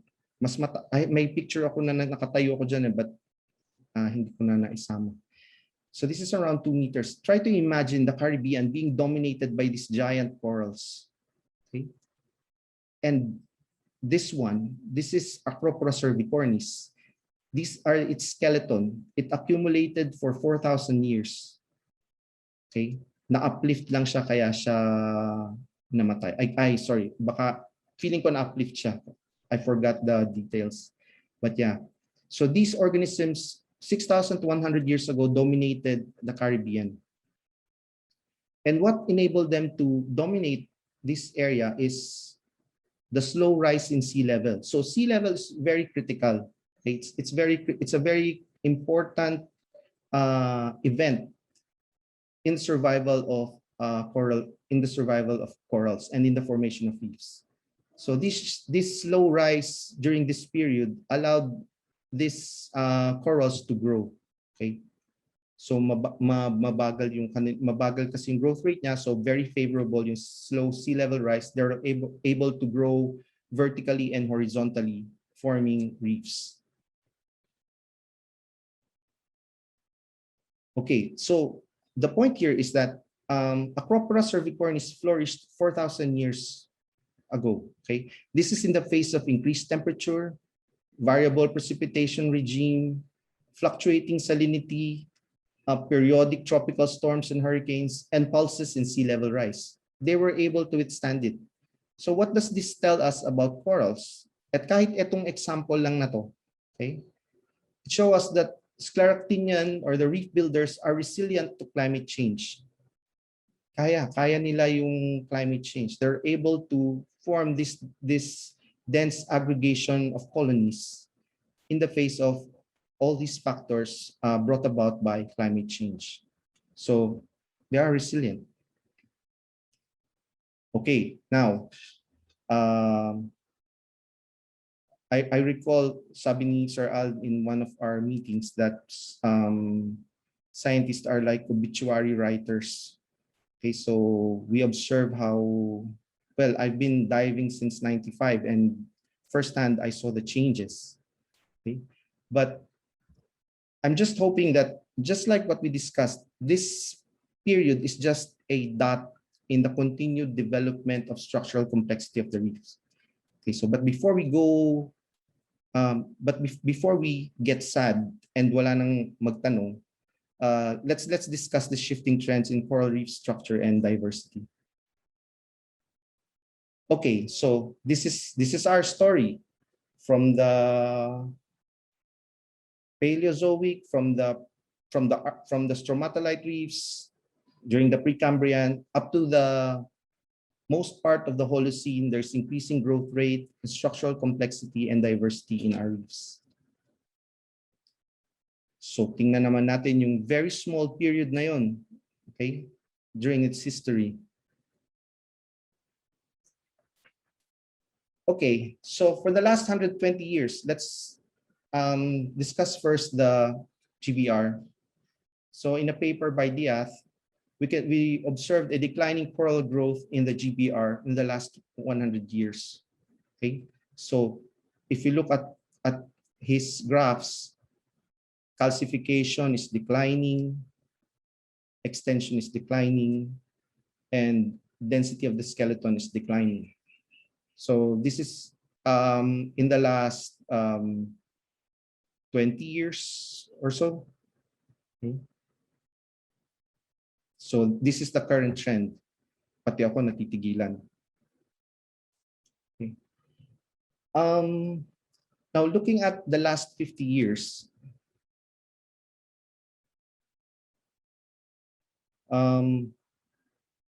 reefs are now pressured to keep up with sea level rise. So because of the destruction of the major reef builders, because of the slowing calcification, because of the slowing extension rates, most of the reefs are now pressured to keep up with sea level rise. Okay. Now, just going back, nalulunod din ang mga coral reefs. Pag hindi siya remember, they are associated with an algae. So kailangan nila ng light. So pag lumalim yung tubig and they cannot keep up with that sea level rise, they will eventually drown. Okay, mamamatay yung corals. So throughout the history naman, there are evidences of drowned reefs. Okay, but now reefs are pressured to keep up with sea level rise. So this is basically from different publications of reef growth that I plotted in a map. Okay, so we can see that reef growth in the world's ocean range from 0 to 2 millimeters per year to greater than 5 millimeters per year. So mamaya when you take your lunch, sukatin nyo, ano ba yung 5 millimeters per year? Ano ba yung 2 millimeters per year? Okay? So, ganun lang yung reef growth for these different, estimated reef growths for these different areas. Now, looking at the Pacific, okay, we can see that these yellow triangles, the drowning potential were estimated to be low. Okay, yan. Yung mga yellow triangles na yan, mababa yung probability that they will drown. These reefs will drown. But there are reefs specifically in the Coral Triangle and in the southern part of Japan and in Hawaii that have high potential for drowning. The reefs there cannot anymore cope up with the predicted sea level rise. So potential pa lang to, hopefully not, but the potential of these reefs for drowning is high, and one of those here is in the Philippines. Okay, now let's go to the Caribbean. Okay, in the last 50 years. Okay, again, coral palmata dominated the Caribbean reefs, 1970s. Okay, dami-dami nila. So there were small islands previously separated, pati yung ranger station doon sa Belize, separated island siya. And then eventually, after several typhoons, the islands are now connected. Okay, connected by skeleton of these large corals. So you can walk from one island to another. Nung una, I was really happy. I was, oh, okay, sarap maglalakad ako. And then I realized I was stepping on the skeleton of dead Acropora palmata. So it's unbelievable at first until I read the papers. So ayun, wala lang, nakakalungkot. So this dominated together with Acropora cervicornis in the last 3,000 years. And then eventually white band disease and hurricanes wiped out most of the Acroporid species. And what was left were the smaller, usually inside the colonizing crevices corals, their Agaricia tenifolia and your Porites. And this was in the 1990s. Okay. Now, still, nagkameron pa rin ng species turnover from this Agaricia and Porites dominated reefs to the present frondose and filamentous macroalgal reef. So this confluence of disturbance coming in close intervals have resulted in the shift in a coral-dominated reef to an algal-dominated reef in most of the areas we surveyed in the Caribbean. And what we noticed is that from these very large 2-meter corals to this almost flat algal-dominated reef, complexity declined. And a paper by Alvarez Philip have reported on this, that there is now really a flattening of reefs in the Caribbean.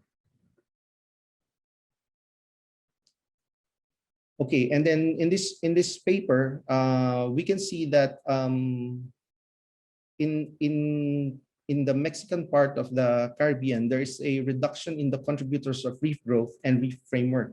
Okay, so this is for the back reef and for the forereef areas. And you can see that there is now a negative accretion rate, meaning halos hindi na lumalaki yung reef nila. And what is alarming is this has already happened since 1985, okay, for both back reef and forereef. So ilang taon na halos na no significant accretion yung reef sa Caribbean, and instead erosion is happening. Okay? So this again negatively contributes to structural diversity, structural complexity of the area.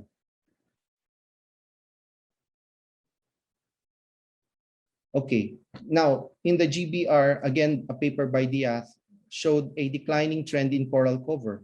Okay, so pababa yung coral cover except for the northern GBR, the central, the southern, and the mean for the GBR shows a declining trend. And this is basically the result of consecutive disturbances brought about by crown of thorns, cyclones, and bleaching.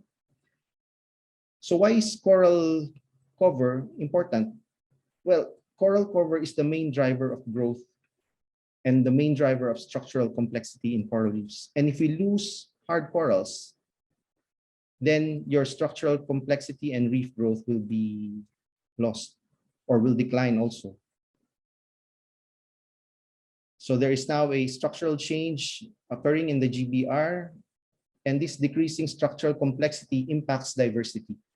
So this is just in the last 30 years. It's just less than a blink of an eye in the overall period of reef development. Now, in the last 40 years, in the Philippines, we have recorded also degrading reefs. Okay, so we have notable decline on the reef conditions of local reefs. Now, one of the most ambitious and logistically challenging research was conducted by Dr. Likwanan and their group just to give us this data. So they surveyed 200 plus reefs and looked at their condition. And what they found out was that there's now an increasing number of reefs categorized in the poor to fair condition and less in the good and excellent condition. So makikita nyo na through the years, mas maraming reefs na sa Pilipinas ang nag-degrade. And konti na lang yung natitira that remains in good to excellent condition. So, ayan. So, pero of course, huwag kayong malulungkot. May ano tayo mamaya. So, coral reef degradation, if we look at specific monitoring sites, like for example, in this reef in Mauban, Quezon, in 2006, this reef in Parola and the coral communities in Sampitan and Giant Clam yung tawag nila doon, station, was impacted by bleaching. So the corals bleached. And then in 2013, Typhoon Glenda hit the area. So this resulted in no remarkable recovery. So talagang bleaching pa lang, ibinagsak na yung coral cover in the entire monitoring station. Okay. So what we saw was that there was no remarkable recovery after bleaching, and that was in 2006. Okay. Even 7 years after bleaching, we didn't see any remarkable recovery. And then Typhoon Yolanda hit. Hindi pa nga nakaka-recover, tinamaan pa ulit ni Typhoon Yolanda. And there was again an overall decline in hard coral cover across stations. So, but what we noticed is that during bleaching and during Yolanda, what survived was the old massive colonies of Porites. Sila yung nabuhay. Okay. And if we look at nasan ba tong maraming massive colonies, they are in Sampitan. Okay. And if you look at the trend in Sampitan, halos flat lang siya. Okay. Hindi siya halos nagbago compared dito sa Parola na talaga nag-crash, and then dito sa isang station sa Giant Clam. Okay. The station where you had the most number of old massive Porites halos did not show notable change in spite of the perturbations. Okay, so ganito yung itsura niya doon. Mababa yung diversity. Ang baba ng diversity nito kasi almost all the space are occupied by this very large massive Porites. Okay. So ganyan yung itsura ng area. And this area survived Yolanda, it survived bleaching, it survived Glenda at iba pang mga dumaan na yung amihanin doon, siya yung unang tinataman, and yet it survived. Now, going closer sa atin, sa UPLB, we have a monitoring station in Ilihan Bay, and this is another interesting story of a coral reefs in a bay. The green line is a small reef, okay, small shallow reef, okay. The red line, the purple, and the blue are coral communities. Okay, so please keep that in mind. So in June 2013, okay, ang taas-taas ng coral cover dyan, more than 50%, nagkameron ng crown of thorns infestation dun sa major reef area, dito sa 4. So after the crown of thorns, bumagsak siya. Okay. So, nandito lang yung line kasi ito yung period na nag-monitor kami. But the crown of thorn infestation happened 6 months before that. So, ayan, bumagsak siya dyan. Although noong 2013, marami pa ring CO2. Okay, bumagsak. And then Typhoon Glenda hit the area. Okay, tumama si Glenda. After Glenda, there is a small recovery. Okay. But then, sadly, Typhoon Rolly hit Ilihan Bay with much stronger force. Mas malalaki yung alon. I was talking to one of the oldest person there, and sabi niya, hindi ako nakakita ng ganun kalaking alon na tumama sa Ilihan. Hindi daw siya nag-evacuate, pero nung nakita raw nila kung hanggang saan ang naaabot ng alon sa Verde Island, umakyat na daw siya ng bundok. So ganun kalaki yung alon nun. And then yan, after that, bagsak ulit yung coral cover. So ito yung itsura ng coral reef sa Ilihan before Glenda, and then ito yung after Glenda, totally flat. Okay. So what did we learn here? That these folios and branching forms, itong mga nandito, are very vulnerable to strong typhoons. Okay, so they were the first to go. Okay, nawala. Okay. And we observed increased reef erosion Okay? And very obvious, the loss of structurally complex habitat. Nawala na yung habitat ng mga isda. It's now flat. And then, of course, we have reduced diversity. Bumaba na. So we conduct our surveys together with fish census. So bumaba yung diversity.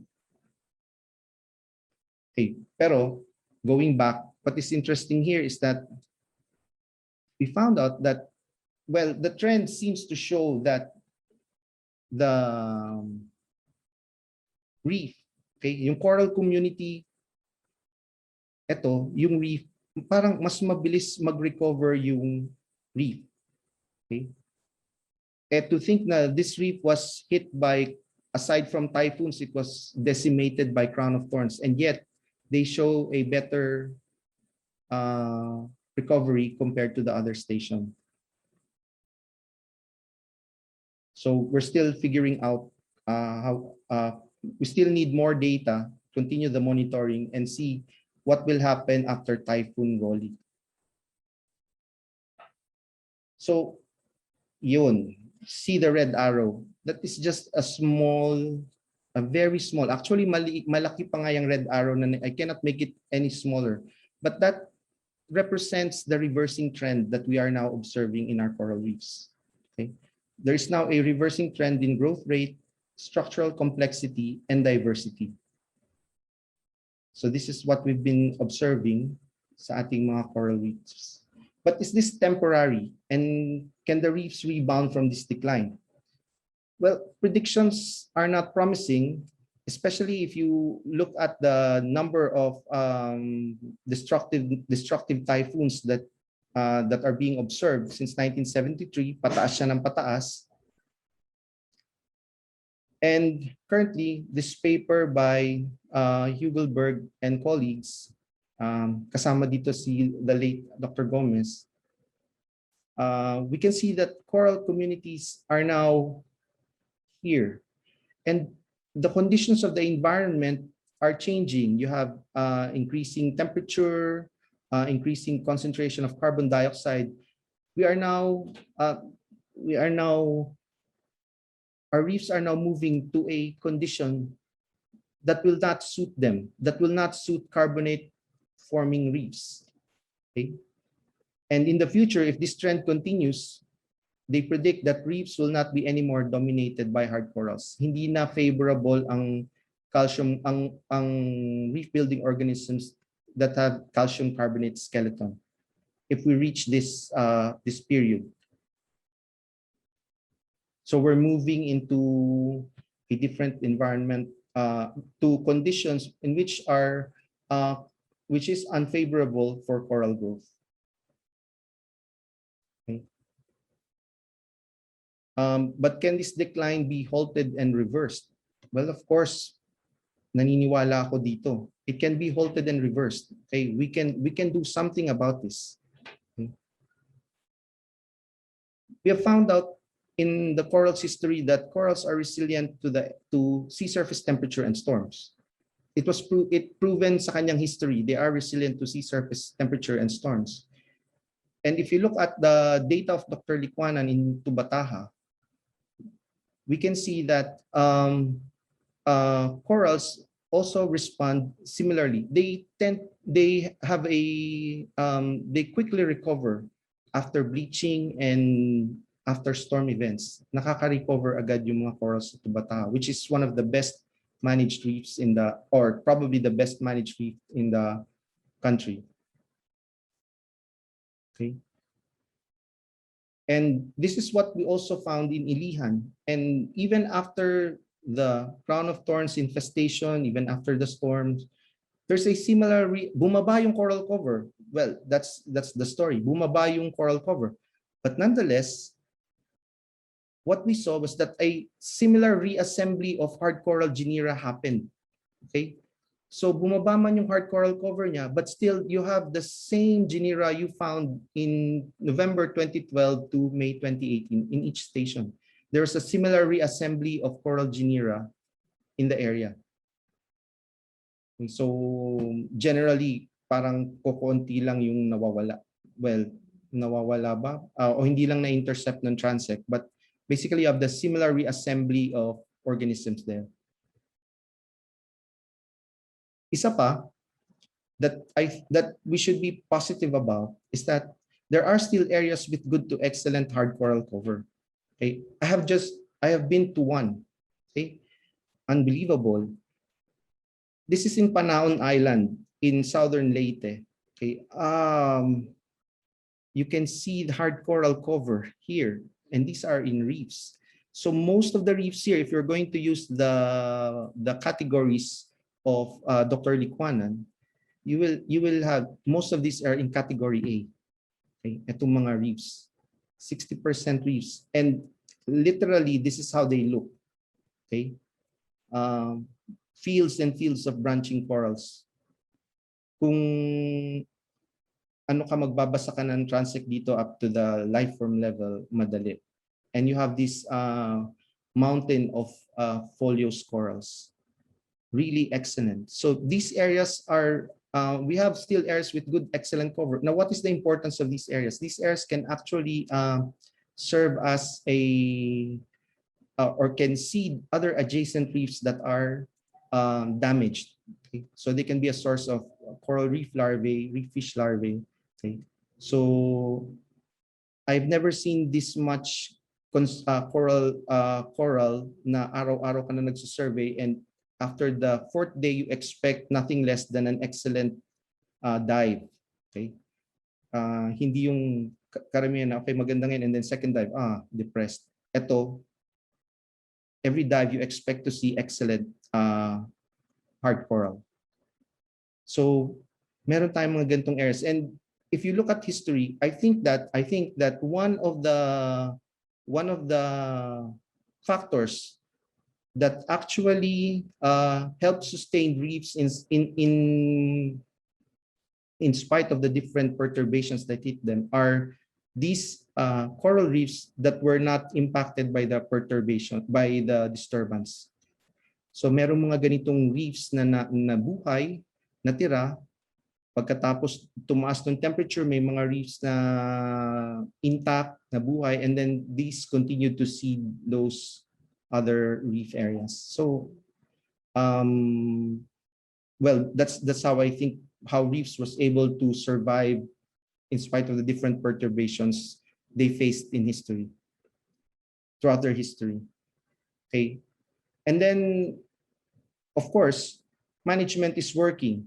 Okay, Vanji's work or Magdaong et al. Have shown this, that MPAs are actually working. You have MPAs, coral cover inside MPAs are actually have higher hard coral cover, and they are growing, they are increasing in hard coral cover faster than those outside MPAs. So may positive effect. So management is actually working, and this is not only true for hard corals. Fish, the reef-associated fish, which is, if we look back sa mga nauna nating slide, it's a very critical component to maintain reef health, is also improving inside MPAs. Mas marami siyang species, mas marami siyang klase, mas maraming klase, mas marami, at saka mas malalaki. Okay, so this is based on our Corva data. So, okay, what did we learn from the presentation? Basically, reef growth rate, structural complexity, and associated diversity have continuously improved in time. Okay, and it's only in the last 50 years that these trends were reversed. These trends in majority of the reefs around the world. And the role of corals as foundation species and primary reef builders in the future is not assured. Okay, so, well, not unless we are able to reverse the effects of climate change. And historically, coral reefs in general can survive the impacts brought about by climate change, particularly sea level rise. Okay, and although this was not discussed in previous slides, we need to implement adaptive management strategies. And just to mention a few, we need to basically reduce stressors caused by man to enhance the reef resilience. Like in Tubataha, okay, like in Apo Reef. Apo Reef was again hit by consecutive typhoons, and after ilang buwan, we are already seeing Apo Reef recover. We should also start implementing policies that aim to reduce carbon dioxide emission. I have to put the word strictly. We have to strictly implement and establish large dynamic no-take areas. And also, we have to prioritize the protection of critical functional attributes of habitat and its associated with fish assemblage. Okay. So with that, I thank you all for your time, for generously sharing your time with us. Marami pong salamat. At if you have any questions, I'm free to answer them na po. Thank you. Thank you very much, Dr. Vic. That certainly brought up a lot of undergraduate memories, both funny and paining memories of historical geology and paleontology. Ang dami po kasi pinapadrawing dun sa courses na yun. Before we proceed po, I would like for everyone to turn on their cameras po. Let's take a few moments to relax, give Doc Vic a few seconds to gain his breath again. At tayo po ay magpipicture taking muna. So please kindly turn on your cameras, and it will be Sir Flor who will be taking our photos. I cannot see the whole thing, but maybe you could cue us, Sir Flor, if you're ready. Wait lang po, no? Okay. 1, 2, 3. One more. Thank you very much. Last. 1, 2, 3. Okay. All right. Thank you very much. So, Doc Vic, are you ready to answer a few questions? Nainom pa. Okay. Alright. Yeah. Okay, sige po. So before we go back to some questions that were posted for Doc Lau, I'll be asking Doc Vic a few questions po, no? So we'll start from the there are a lot of questions from Mr. Daniel Agustin. Mr. Agustin, kindly identify your affiliation po so that you can be properly recognized. In the meantime, I'll be asking other questions from other participants po muna. All right, so there's again an anonymous attendee also. Please kindly identify yourself after this. Ano po? Ang tanong po niya sir sa inyo is that can these ecosystems, yung coral reef ecosystems, sequester carbon dioxide? So is there a methodology or mechanism that can be used to quantify carbon dioxide by such ecosystems? Yes, they can. But with regards to the quantification, I have no idea how to do it. But I think chemical oceanographers can best answer that question. But that's a very good question. It can be done, and meron akong naalala do sa isa kong binasa. It's quite a difficult task to do. Mm-hmm. You need to have very high-tech equipment, parang ini-enclose mo yung isang section ng reef sa plexiglass, and then ganun. But yeah, I cannot share anymore kasi hindi ko talaga siya alam. All right, sige po. Sir, ano po daw ba ang ibig sabihin? This is from Miss Maria Corazon Rodriguez. Ano pong ibig sabihin na ng mga corals na negatively affected by the incursion of Chinese vessels? Negatively affected ng these are the corals that they actually damage when they collect clams. May mga nire-rake sila sa, like for example sa Scarborough Shoal, there were pictures that they were dropping large parang iron rakes, and then pinupull siya ng boat para masira yung substrate, and then to free up the large clams. So that's a very destructive method that they're using. Another one is yung grounding. So pag nag-ground yung ship nila, Mhm. those corals are negatively affected. And of course, what I think is the most significant effect of those Chinese incursions in our coral reefs is yung fishing activity nila. If you look at coral reefs, they would not have developed into what it is today without the fish. They co-evolved. Okay, they co-evolved. So if you look at most management strategies, it also revolves around preserving the fish, not only the corals, but also the fish, because historically, these two were very important partners in the development of the reef. So when when the Chinese start fishing indiscriminately sa mga reefs natin, then you're taking one of the important components that keeps the reef healthy. Yeah, that's right. Last question for your part before we proceed to the open forum po. This is from Gloria Nelvis po, Miss Gloria Nelvis. Ang tanong ko po ay, kaya daw ba po bang mabuhay ng coral reef sa aquarium gaya ng parang nasa natural habitat lang sila? Kaya naman, but it takes a lot of effort. Magastos. Yes, magastos. It takes a lot of effort. You have to have the perfect combination of nutrients, sunlight. So corals are basically animals. So they need to get plankton. So kung malapit ka sa dagat siguro and you can pump in water, I think that will be seawater. I think that will be easier. But yeah, I think that's one of the most difficult things to maintain a saltwater aquarium where you have corals. We tried that and it was very expensive. So Yeah, ang mahal. Opo. But it's very beautiful. So thank you po, Doc Vic. Now we'd like to go back to having both of you, Doc Lau and Doc Vic, for our open forum. But we'll limit the questions to just a few. Kasi po medyo nag-overtime na tayo. At maraming salamat po sa lahat for staying on. This is really, it's really heartwarming that you're still with us. So I'll go back to Doc Lau. Doc Lau, may tanong po from Rodjessa Lopez. Maraming salamat po sa pagbibigay ng kaalamang ito. Sa tingin po ninyo, ito, pang Miss Universe question po ito, total Miss Universe today.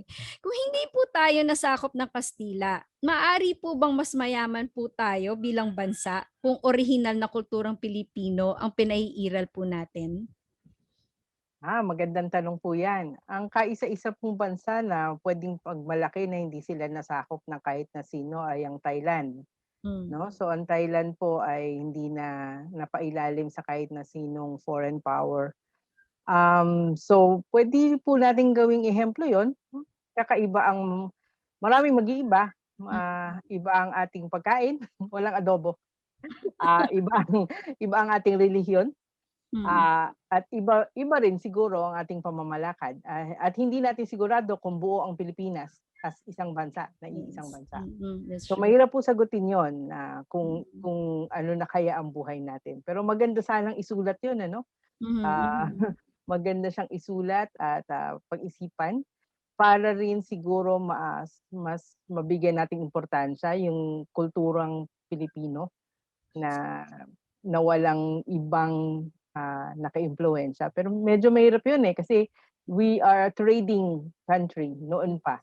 So kahit po hindi tayo nasakop ng Espanyol, nakikipag-trade naman po tayo sa mga kapitbahay natin all the way to Greece and all the way to the Arab states. So never naman po magiging puro. Kaya hindi ko po alam kung gusto ko nga yun o hindi. Ako rin ay hindi ko siya masagot. Opo, thank you po. Doc Vic, is there an international body this is from Mr. Daniel Agustin, is there an international body that protects reefs and corals? And also, is there one in the Philippines? Okay, there is an international organization that studies corals, the International Coral, the ICRS. Sa Philippines, the main agency that should protect our corals is I mandated ay ang DIBFAR.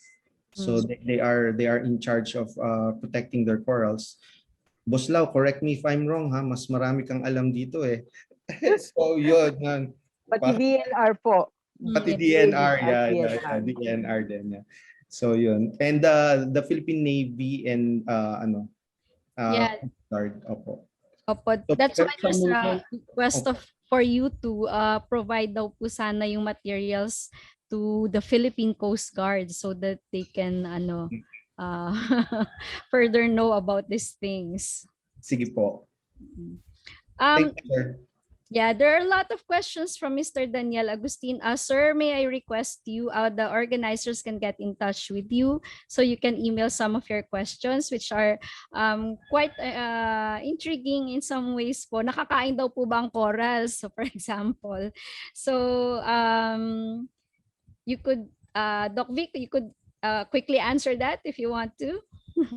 Kung sa mga isda po at sa ibang hayop ang nakakain po yung corals, kinakain po sila ng maraming organisms. Kahit po yung mucus niya, kinakain din po siya. Pero ang tao po wala siyang hindi siya kumakain ng corals, but a lot of organisms feed on them. Thank you. But not tayo, no? Mahirap silang kainin. Medyo matigas eh, no? Ang alam ko lang na ni Darian na nakakain ay jellyfish. Yun, jellyfish. Alright. Meron po tayong isang participant na naka-raise ang hand.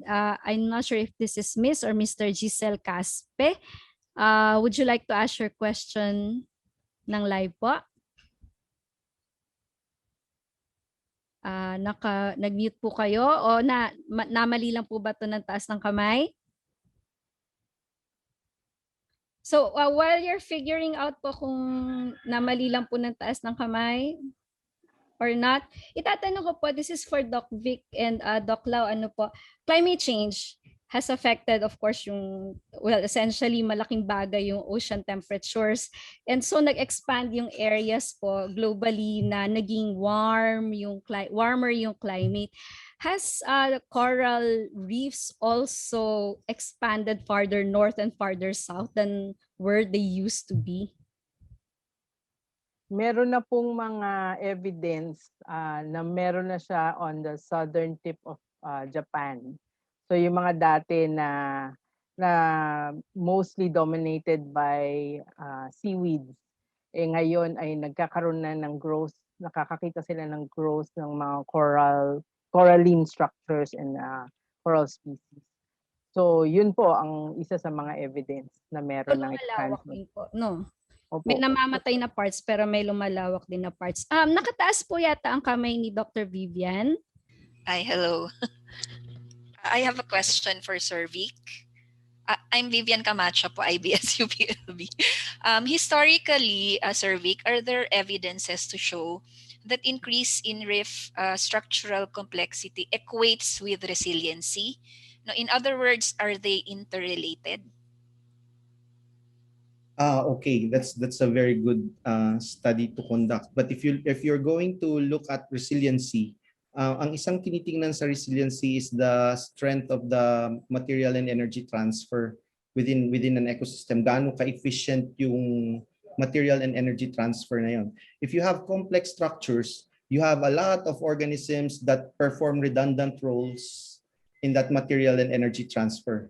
So kung may mawala yung isa, merong gagawa ng role niya. So technically, it will basically increase resilience in a sense, but I have not encountered any studies pa na gumawa nun. Ayun, maybe for pag naisip ni boss lang mag-fund ng tama nga ako. Sama ako sa kanya. Actually, Doc Vic, may question ako in relation to that. There's another new question that just came in. So, with reef decline, di ba, nagkakaroon ng niches that open up. So in nature, normally, if we don't do anything, meron na lang mag-occupy ng bagong niches na yon. So where do you see more value in rehabilitating our current coral reef systems, or let nature take its course and allow for other organisms to occupy those niches? Good question. Rehabilitation is usually um, the last option, including restoration. Bukod sa it's expensive, it takes a lot of effort to push back what was lost. What were the components of the previous system? Ano yung ano? So I think it would be easier, and it would be cheaper and easier to implement if we just enclose the reef area. But as long as you have, I think, around 10% of hard corals, it has a chance of recovery. It has a chance of accretion. Okay? Mhm. So, mas ano siya, mas sa tingin ko mas madali i-implement 'yun. Sure. So ayun. Sige po. So I think kasi we've been to Ilihan after the storm, tapos talagang flattened Yeah. out na po talaga. Happened out. And I was wondering, sa haba ng coast na ito, kung i-rehab mo to, magkano yun at gaano katagal yun? So this is the last question po. Unfortunately, sorry for the other questions po na hindi na natin matatanong ng live. Ano po? So from an anonymous attendee, how can we promote further awareness po for our own corals? Since I think corals are underappreciated by our fellow kababayan. Siguro po yung nasa community level na ano po ito. Sa amin ba ni Boss Lau yan, or si Boss? Walang nakalagay, pero I think both of you we would appreciate the opinion of the both of you po. Sige, si Boss Lau muna. Ang daya. Idol eh. So dito po pumapasok yung lakas ng science communication, no? And UPLB is known for one of the best science communication departments. I think kasi ang kulang talaga ay kaalaman is one, and two is ibahagi sa kanila. So just like anything else, we can better take care of something if we know more about it, and if we appreciate kung paano nakakatulong din sa sarili nating pamumuhay ang isang bagay. So maganda po na isama siya sa maraming kwento, no? Maraming kanta, maraming bahagian, at ipakita na kung wala sila, wala din tayo. Yun po siguro ang maganda. That way it will be the support for the protection of coral reef will become organic. Hindi lang siya pinupush ng ilang tao, kung hindi buong Pilipinas. Sure. Thank you. Yeah, I also agree. It's communication is actually the key. It's just sad na we cannot go on field work ngayon. But if you look at yung mga naging estudyante ko na naisama ko sa field, na ipakita ko sa kanila anong coral reef, tinamong association yan, ano yung corals, it grows this much. When they know yung mga ganong facts na iset mo siya sa isang perspective na may timeline, they tend to appreciate it. And with regards naman do sa mga fisher folks, I've been much exposed to a lot of fishermen, and actually they know the value of coral reefs. Alam nila. Kaya lang siguro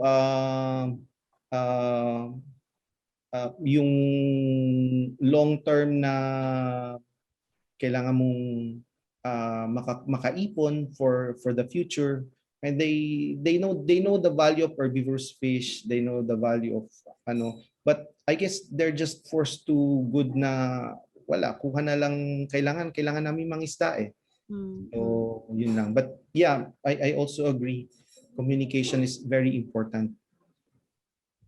So there's a lot of work both in the biophysical sciences, and then of course yung more active na involvement po ng ating mga nasa social sciences, particularly sa science communication.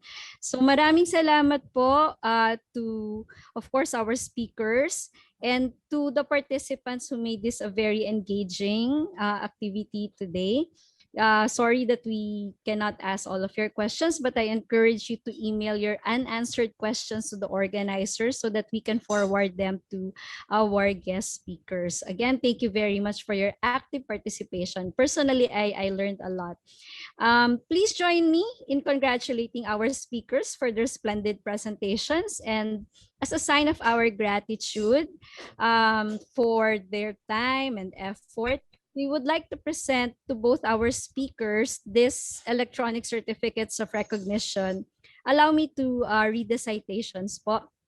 So this certificate of recognition, the first one is awarded to Dr. Laura T. David for serving as resource person during the 2021 MNH Baliktanaw, Kasaysayan at Kalikasan webinar series, Adobo at iba pa, How the Oceans Shape Our Culture. Also, a certificate of recognition is awarded to Dr. Victor S. TIczon for serving as a resource person for the same event with a talk on Past to Present, a historical look on coral reef complexity. Both presentations were held via Zoom and signed by the MNH Director, Dr. Marian P. De Leon, on the 17th day of May, 2021 at UPLB College, Laguna, Philippines. Maraming salamat po. Let us all give Dr. Laura David and Dr. Vic TIczon a virtual round of applause. Maraming salamat po. And now I turn you over to the... Salamat. Salamat po. Salamat po. Okay, before I end the seminar, let me give out a few reminders. Please evaluate the seminar to get a certificate of participation. The link is flashed on the screen and copied in the chat box of Zoom and the comments area of our Facebook page. Please click on the link provided so you will be able to evaluate already after the webinar. We will only accept responses until 3 p.m. We thank the following organizations and people for all the support, resources, and inspiration: National Quincentennial Committee Philippines, National Historical Commission of the Philippines, UP System and UP Vice President for Public Affairs, UPLB Office of the Chancellor, UPLB Office of the Vice Chancellor for Community Affairs, UPLB Ad Hoc Committee on the QCC in the Philippines, UPLB Museum of Natural History, UPLB MNH Local Organizing Committee on the QCC in the Philippines. Finally, please follow UPLB Museum on social media, Facebook, Twitter, YouTube, and Instagram. Let us now all take a break. We hope to see you in our next seminar, 500 Years of Ornithological Explorations in the Philippines, to be delivered by Dr. Juan Carlos T. Gonzalez and Mr. Christian Perez on June 2, 2021. Keep safe and thank you and goodbye.